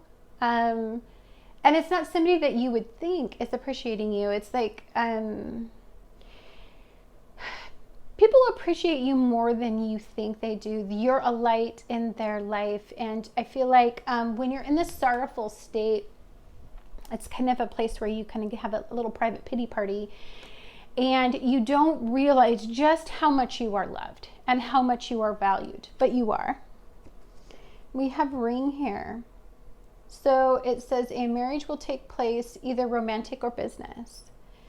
So a marriage to me, just because I'm not a big let's get married in the conventional way, marriage to me means a commitment, an understanding, a commitment to bond with somebody and your souls to be combined, and for you guys to have a central purpose. To me, when you put a ring on a finger, it's a ring, so it's eternal, and so that you could be connected to somebody, and there's a commitment that's made to somebody where there's an understanding of like you have a safe zone with that person. You get to feel like you can trust that person with parts of you that I think you may have submerged for a while. A little bit too long, by the way. Okay, let's take a look. Oh, you guys have the oyster. You guys are all in the feels. Transformation is Scorpio energy. Scorpio energy is water-based energy. Venus is in Scorpio right now in this absolutely stunning trine with Neptune and Pisces.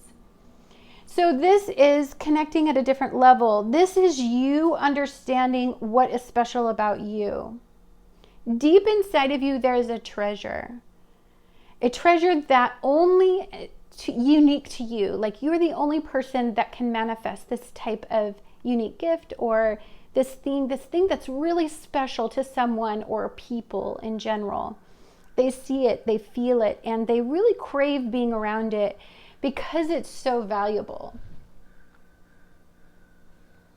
Okay, so we have our numerology is 22, and it's intuition. This is an orange-based energy, so this is an action-oriented energy. I did see the orange in here, so I'm feeling like some of you guys are going to take some action that is very intuitively guided. This is a tremendous connection to spirit and to water-based energy, to emotional-based energy, anything that is propelling you to, it's like your instincts are super heightened right now. And whenever I see a double number, I know spirit's involved in the conversation. So in this particular instance, 2 and 2 is 4. That has to do with stability, solidifying your foundations, building on firm foundations. So for some of you, this could be taking actions on something that I feel like you're very fired up, very passionate about. There's a lot of desire in transformations energy and Scorpio-based energy. So for some of you, this is a desire to kind of get things moving. I feel like you've been frustrated and powerless and long enough. And I feel like some of you that are getting all fired up are really willing to go out there and make some really positive energy, especially if sorrow somewhere is behind it. You could be looking at trying to make something better despite a circumstance or despite an issue in your life. Okay. Let's take a look at these 2 cards and then I will draw. So we have sound healing. One of the things I do to alter a vibration, like say my head is busy and it's relentless and it's got worries, or it just, there's a restless, I get a restless energy in my head sometimes. It's restless. There's nothing going on. I'm not upset about anything, but it's restless. I can't pay attention to anything. I can't focus on anything. Sound healing is like one of the best things you can do to kind of calm the vibration that's going on in your head. So for some of you, this could be if you have a very energetically busy brain right now and it's so full of negativity and just people fear, your fears are activated, and even if that's only coming out in anxiety or if that's coming out in ways that you don't quite understand, you just feel, you have a bad feeling, you feel it, you're tired more than normal, you're depressed more than normal, you have a lot more anxiety than you used to, your vibration is off. That's when you really have to go into a lot of work to try to get into that subconscious realm and figure out what the heck is going on. For some of us, we're being triggered hard, but for many of us, we've suppressed so many of these triggers in such a deep place that I don't think that we fully understand just what is actually going on with us, but we just don't feel right. We don't feel good about things. There's a lot going on where it's unpredictable and it's mutable and it's changing. And for some of us, that can make us feel like we're very rocky. We don't have solid footing. And so therefore we go through these weird little triggers, and they manifest in our physical body in strange ways. So sound healing is probably one of the easiest ways to kind of readjust that thinking. And I just noticed that this is like 11. So Spirit is saying, guys, I would do some sound therapy. It's free on YouTube. Singing bowls are on YouTube, and they are so glorious. I mean, just put them on, lay down. If you have to get in a somewhat altered state to be able to pull yourself out of your reality and just to try to really level out that vibration. Maybe it's, you need a quick shot, or you need a glass of wine, or you need to smoke some pot or something. I'm not endorsing any of those things because we can easily go overboard in this type of energy. But what I'm saying is, if some of you just simply cannot quiet the mind, sometimes you do have an ulterior state of reality. Okay, and then we have Sacred Journey, and I think I'll read about this one because this one's beautiful. This water with this fire-based energy, I feel like this feels like very emotional, and this stuff all feels very action-oriented. And I feel like the coiling is coming from the core or the center or the root of the situation. But let me read from this book here. Where are you? This is the, cosmic reading cards. Okay, 26. Okay. Darkness need not be feared, but simply understood. Darkness is a misunderstood energy which causes so much emotional distress and disharmony around the world, as it is seen as something that is separate from God. Most often, it is seen as something that needs to be avoided or battled. Darkness, too, serves a purpose. Through darkness, we can come to see the light that is within us. We expand our conscious understanding through first walking in the shadows of our soul. The more you ignore, push away, or avoid darkness, the more it is attracted to your space. It is only through love and understanding of true nature of darkness, embracing the role, having gratitude for the lessons it teaches us, that we are able to transcend the karmic wheel. This says, sorry, I had a bunch of coffee.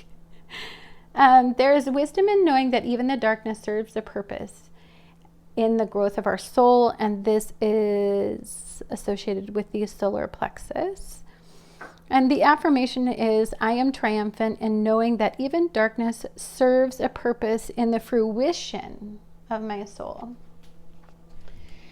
So you can see in this card, it's very chaotic. There is uneasiness. It's not fluid motion. It's more of a battling motion between, it looks like, this up here, this emotional state and all this energy, and it's being coiled into the solar plexus part. Okay, so let's take a look and see what's going on with you guys. All right.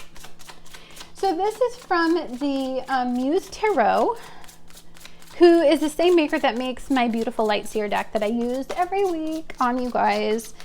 Because this is Neptunian, I am using this deck for the first time because I wanted to debut this deck to my energy when Neptune and Pisces goes direct, because this deck has a lot to do with manifestation and creativity and all the things that makes the Pisces magical energy, kind of world go round. So we have the Three of Inspiration. We have the Four Materials. And we have the Fool. Ooh, I like this energy, guys. You guys have a little bit of a tougher pile. And I'm going to tell you why, because I feel like you're hesitating. There's a resistance in your guys' energy for this moment of transition and transformation. This is a longing for things to be the same and not being able to fully let go in this type of energy. As you move forward and you move direct and you find out that the positive energy is literally the release of anything that is no longer serving you, you can then start to embrace the positivity that goes into being a co-creator in your life and just in general a creator. So with the Three of Inspiration, this necklace is, I hope it's not making, here. I don't want my necklace making a bunch of noise with my microphone. Okay, so we have the Three of Inspiration. Threes are anything that is done collaboratively. It also has to do a lot with balance.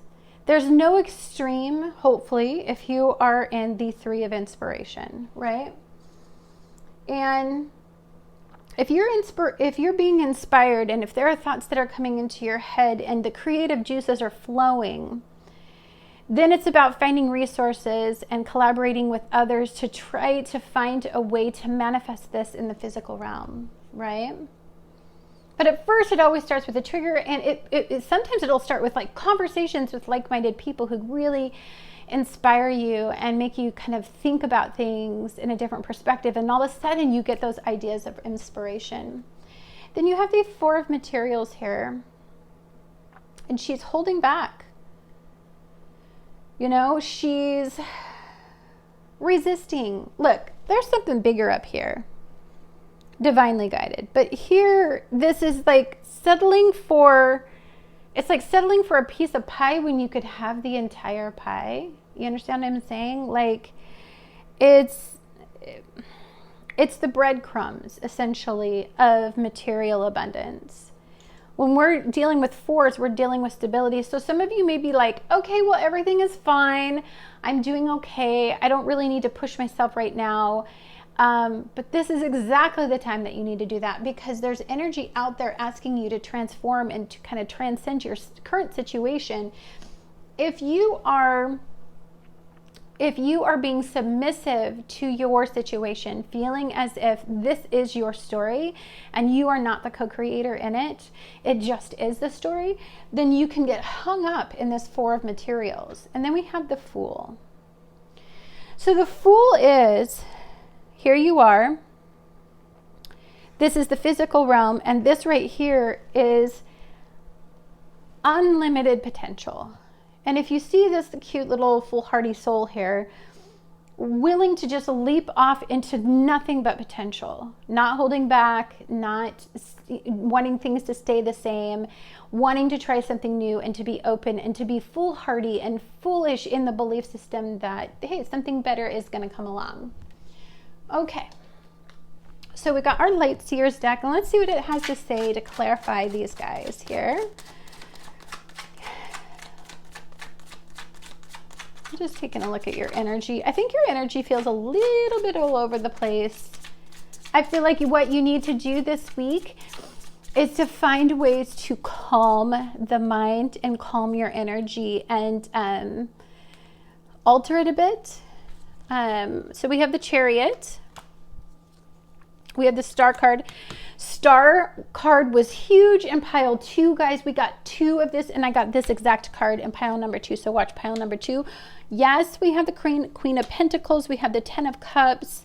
We have the King of Cups. That was in pile number 2. And we have the King of Wands. So let's take a look here.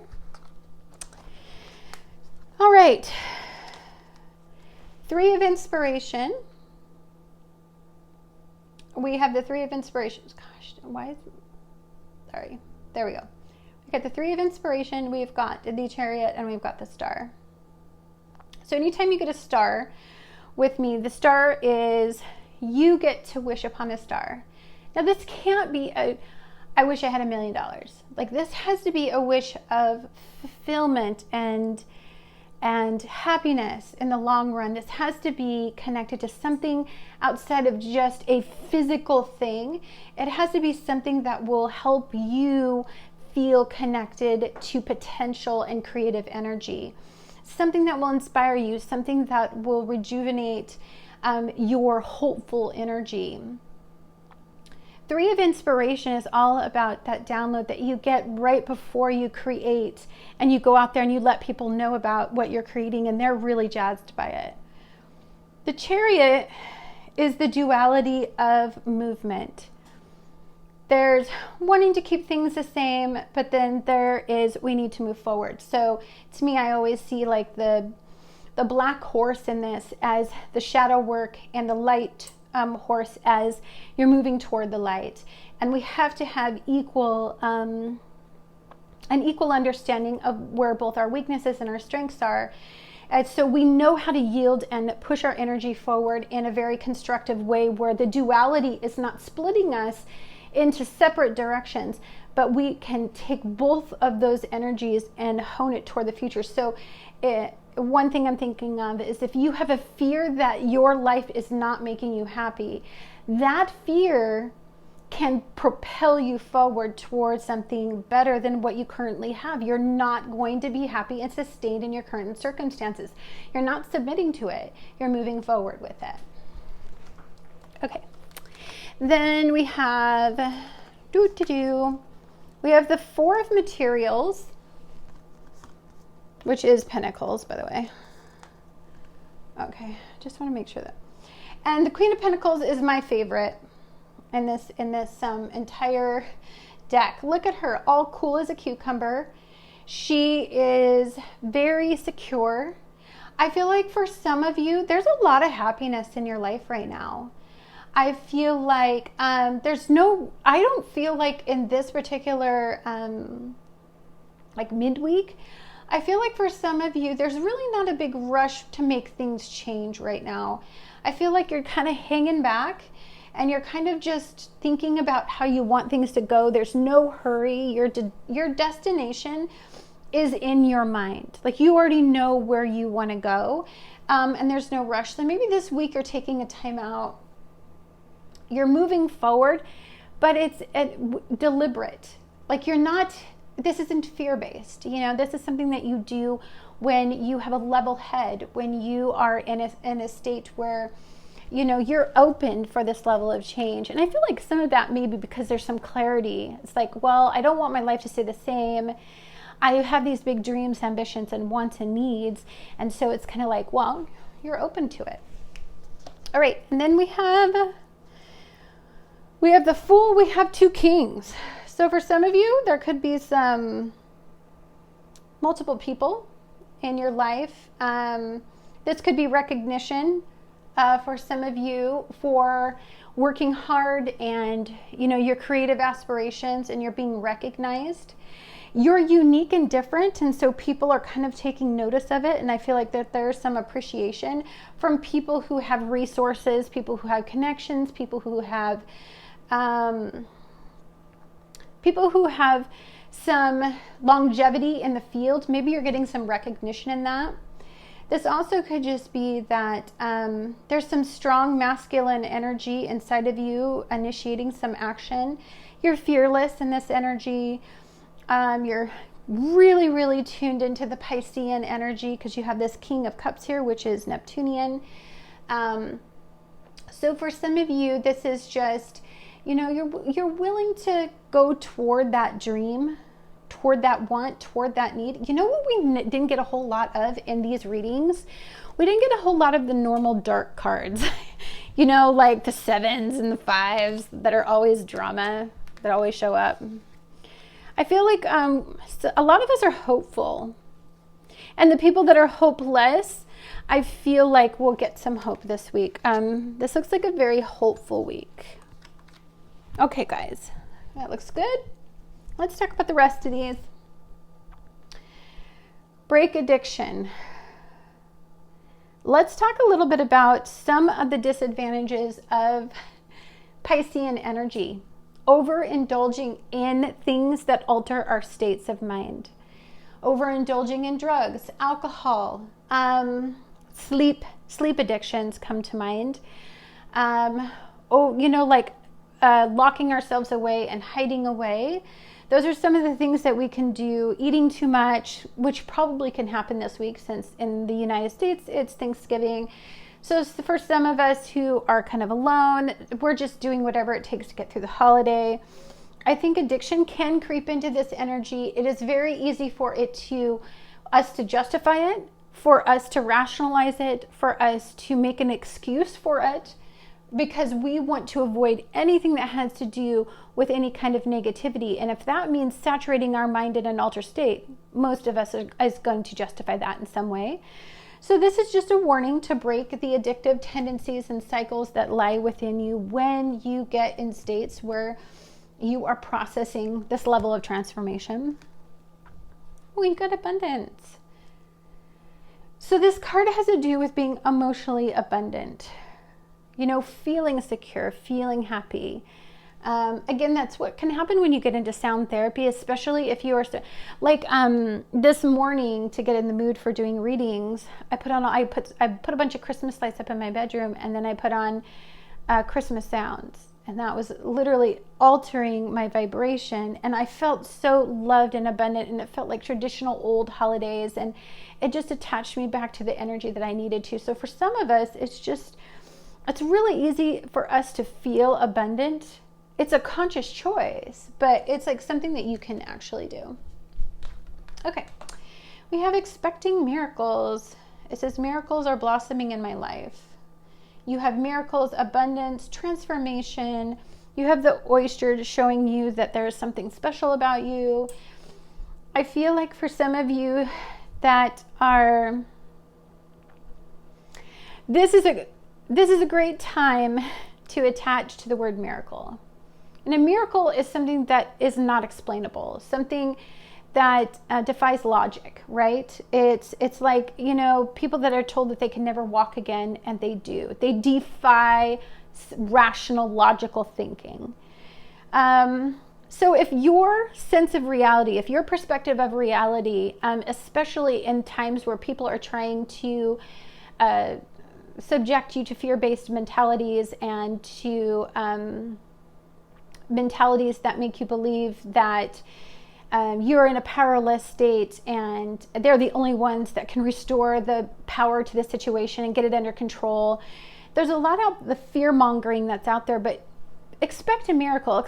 Expect something good to come from all of this energy. Don't get caught up in the fact and the doom and gloom and the drama that people want you to feel because they want you fear-based, because they want to control where your thoughts go. Like that, you are the co-creator in your life, and so you get to create wherever your thoughts go.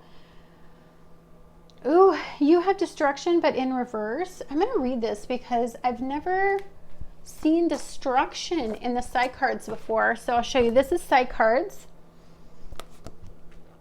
And this is destruction. So it has the tower.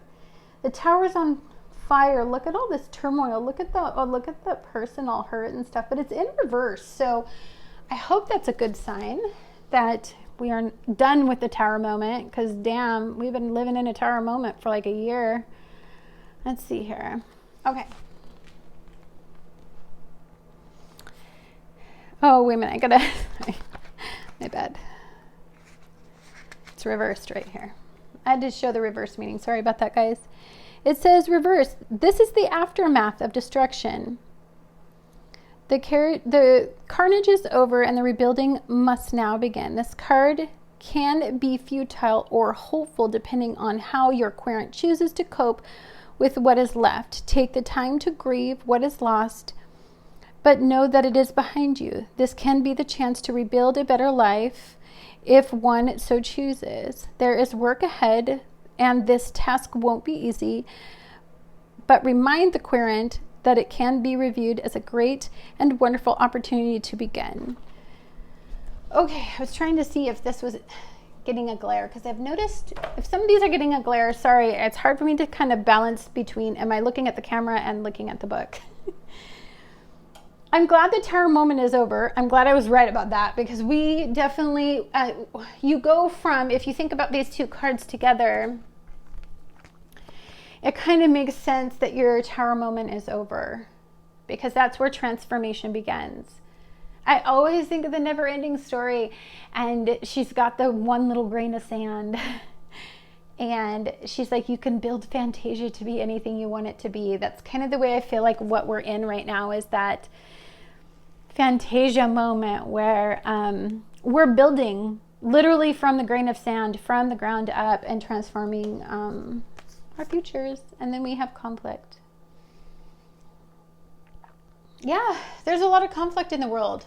There's a lot of energy. There can be some absolutely destructive energy in this week for those that are having power and control issues, for people who feel like their ego wants and needs are not being met. And if they are feeling personally attacked and personally, if they're taking everything personally, like if they're thinking that all of this energy is in some way set up to bring the demise of their power, or to the demise of their situation, or to destroy anything good that they have been trying to do, like they will take this all personally.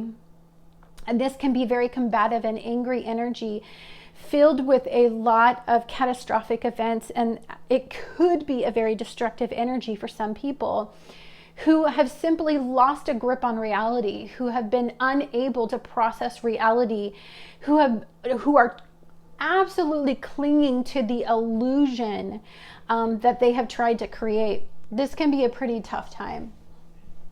Okay, guys, all right. Ooh, we're almost done. Okay. I've been shooting for hours. I'm kind of tired. Okay. It's charm time. All right, you guys. Oh, we got this in the last one. Okay, so pile 2 and number 3, I would definitely watch both if you have the time, or just play it as a podcast in like the background. But you guys have luck and transformation.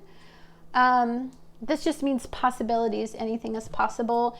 You have the cat, and every time I think of the cat, I think of the 9 lives of a cat, starting a new life, starting a new story, closing a chapter and beginning another chapter.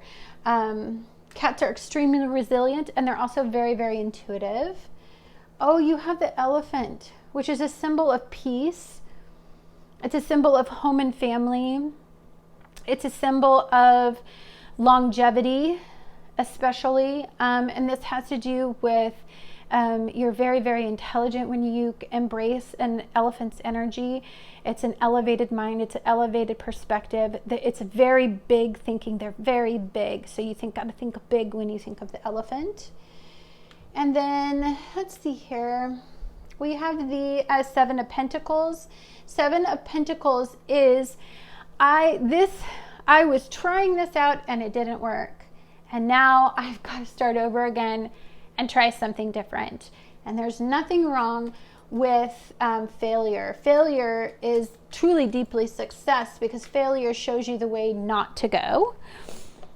Okay, guys. Alrighty. I don't know. Francois. Okay, let's see what is the first word we spell, guys. Okay.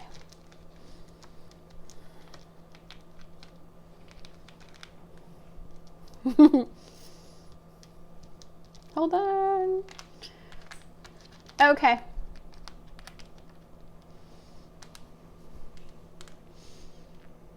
That can be anything.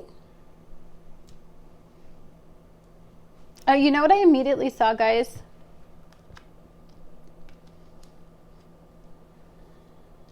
Didn't I?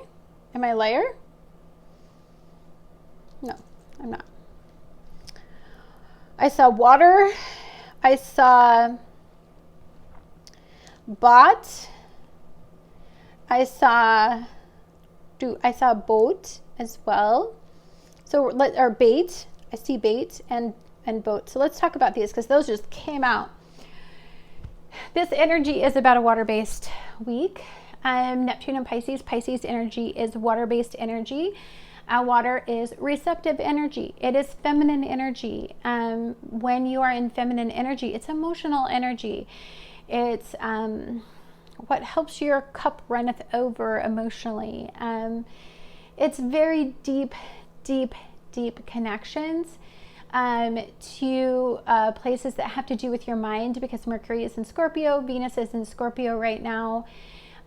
So these are things where we love on a deeper level, where we need some much more emotional fulfillment than something that's on a shallow or a superficial level. We need to connect to somebody deep, deep down. We need to have deep conversations. We need to empower others. We need to lift up others. We need to have things in common with others. We need to, when we're having these conversations, it's to help us expand.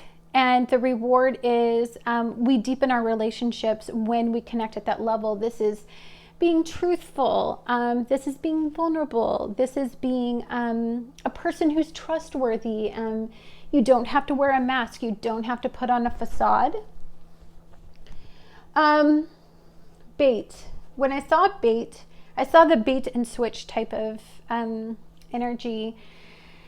So one of the things that's really hard with Neptunian energy is that bait and switch, I think of the illusion of bait, right? Because if you're baiting somebody, if you have bait on a hook, let's say, it's something dark is lurking behind the, you swirl the worm around on the hook, right? And you hide the hook in the worm. So when the fish bites the worm, they're snagged by the hook. That's the kind of energy I can feel.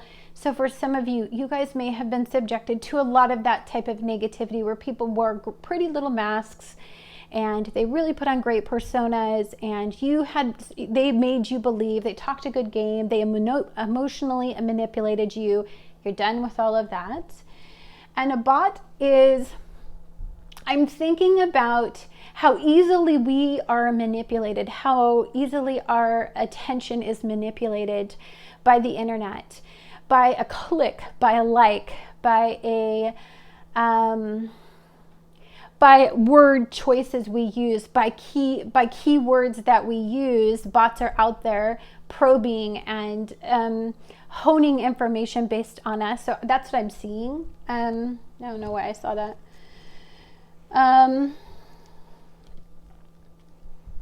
Back.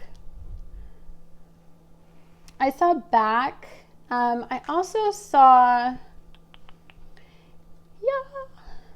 I saw city.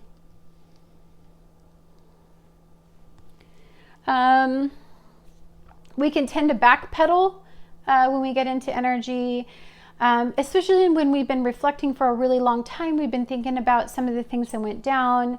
When we do that, we can backpedal and we can lose our forward momentum. But remember that you have the Chariot card here.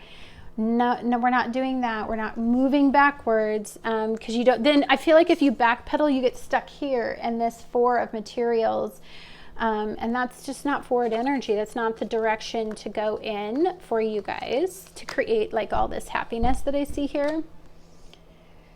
And then city. Oops. No, it's okay. It'll just be a minute.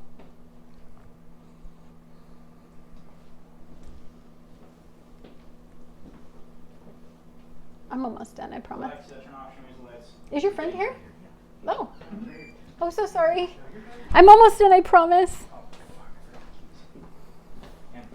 Is that right here? Those aren't.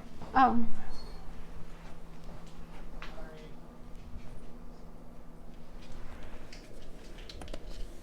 Who is it?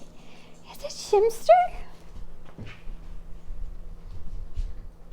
Is it the Shimster?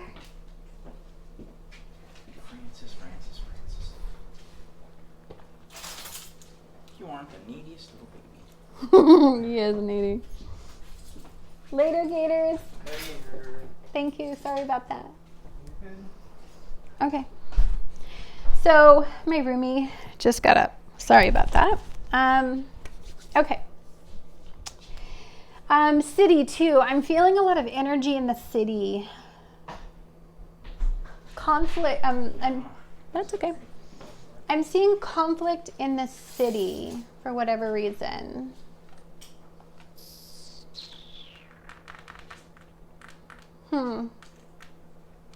We don't need to talk about that. I do see a level of conflict happen in a city. So I'm not sure why I'm seeing that.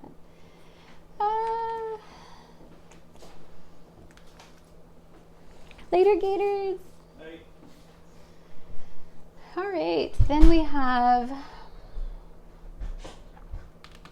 I think that's it. Besides, I saw DIY, and it is reminding me of DIY. DIY was in pile number 2. So this is about taking on the responsibility, doing it yourself. Like, this is about being the co-creator, being the driver in the driver's seat of your life type of energy. For sure. All right, so let's take a look.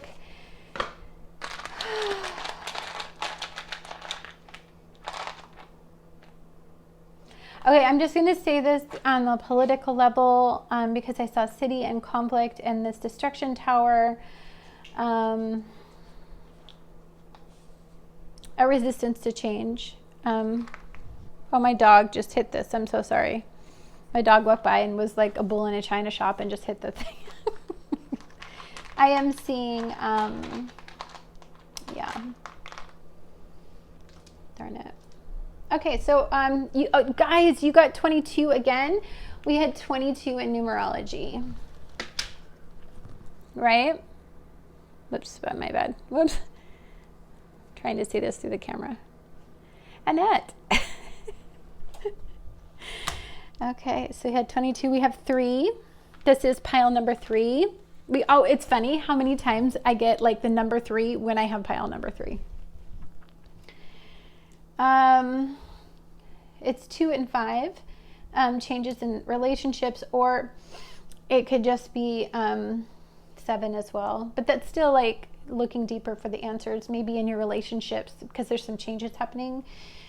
We have 18, we have 9, so that could be a culmination, but 8 is success. So maybe some of you are looking at things on an individualistic level to be transform and create some success in your life.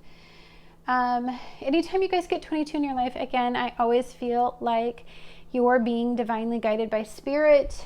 In the 22.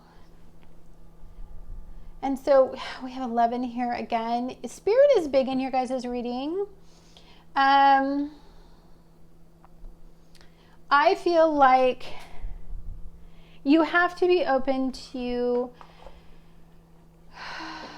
transition, and you I feel like for some of you guys who live in a city or live close to a city, it's really bugging me about the city and the fact I see conflict, and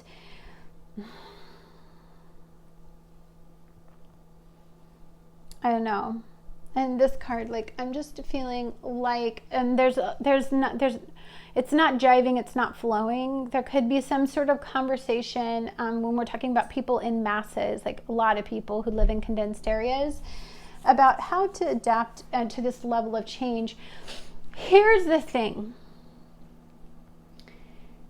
This energy can be incredibly indecisive. Like, this is indecisiveness.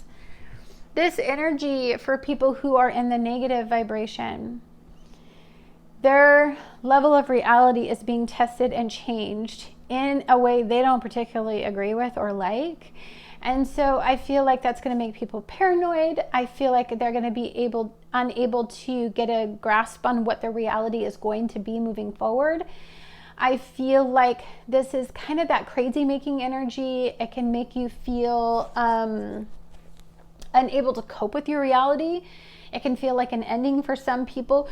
If you've invested your identity in one particular ending, one particular story, as we talked about with this cat here, when a conclusion comes to that chapter, you feel lost in how to start the next chapter. You feel lost in how, like, if you had a particular agenda, what do you do when that agenda didn't work out the way that you thought it was going to work out? Like, what do you do with that energy? Well, in this energy, you would create, you would manifest something else, you would completely choose a different route, and you would get caught up in the magic of a new story and a new canvas that you can paint to be anything you want it to. Not everybody can do that, is what I'm saying. And some people who are caught in a negative headspace, this might be a tough week. Anyhow, guys, I just want to say thank you so much for showing up, for watching my readings. Thank you so much for supporting my channel. Whoever shows up and watches these things on a regular basis, oh my gosh, I love your dedication. Thank you. And I just want to say happy Thanksgiving, and just go out there and be the change you guys want to see in the world, and much love to all of you. Have a wonderful week. Bye-bye.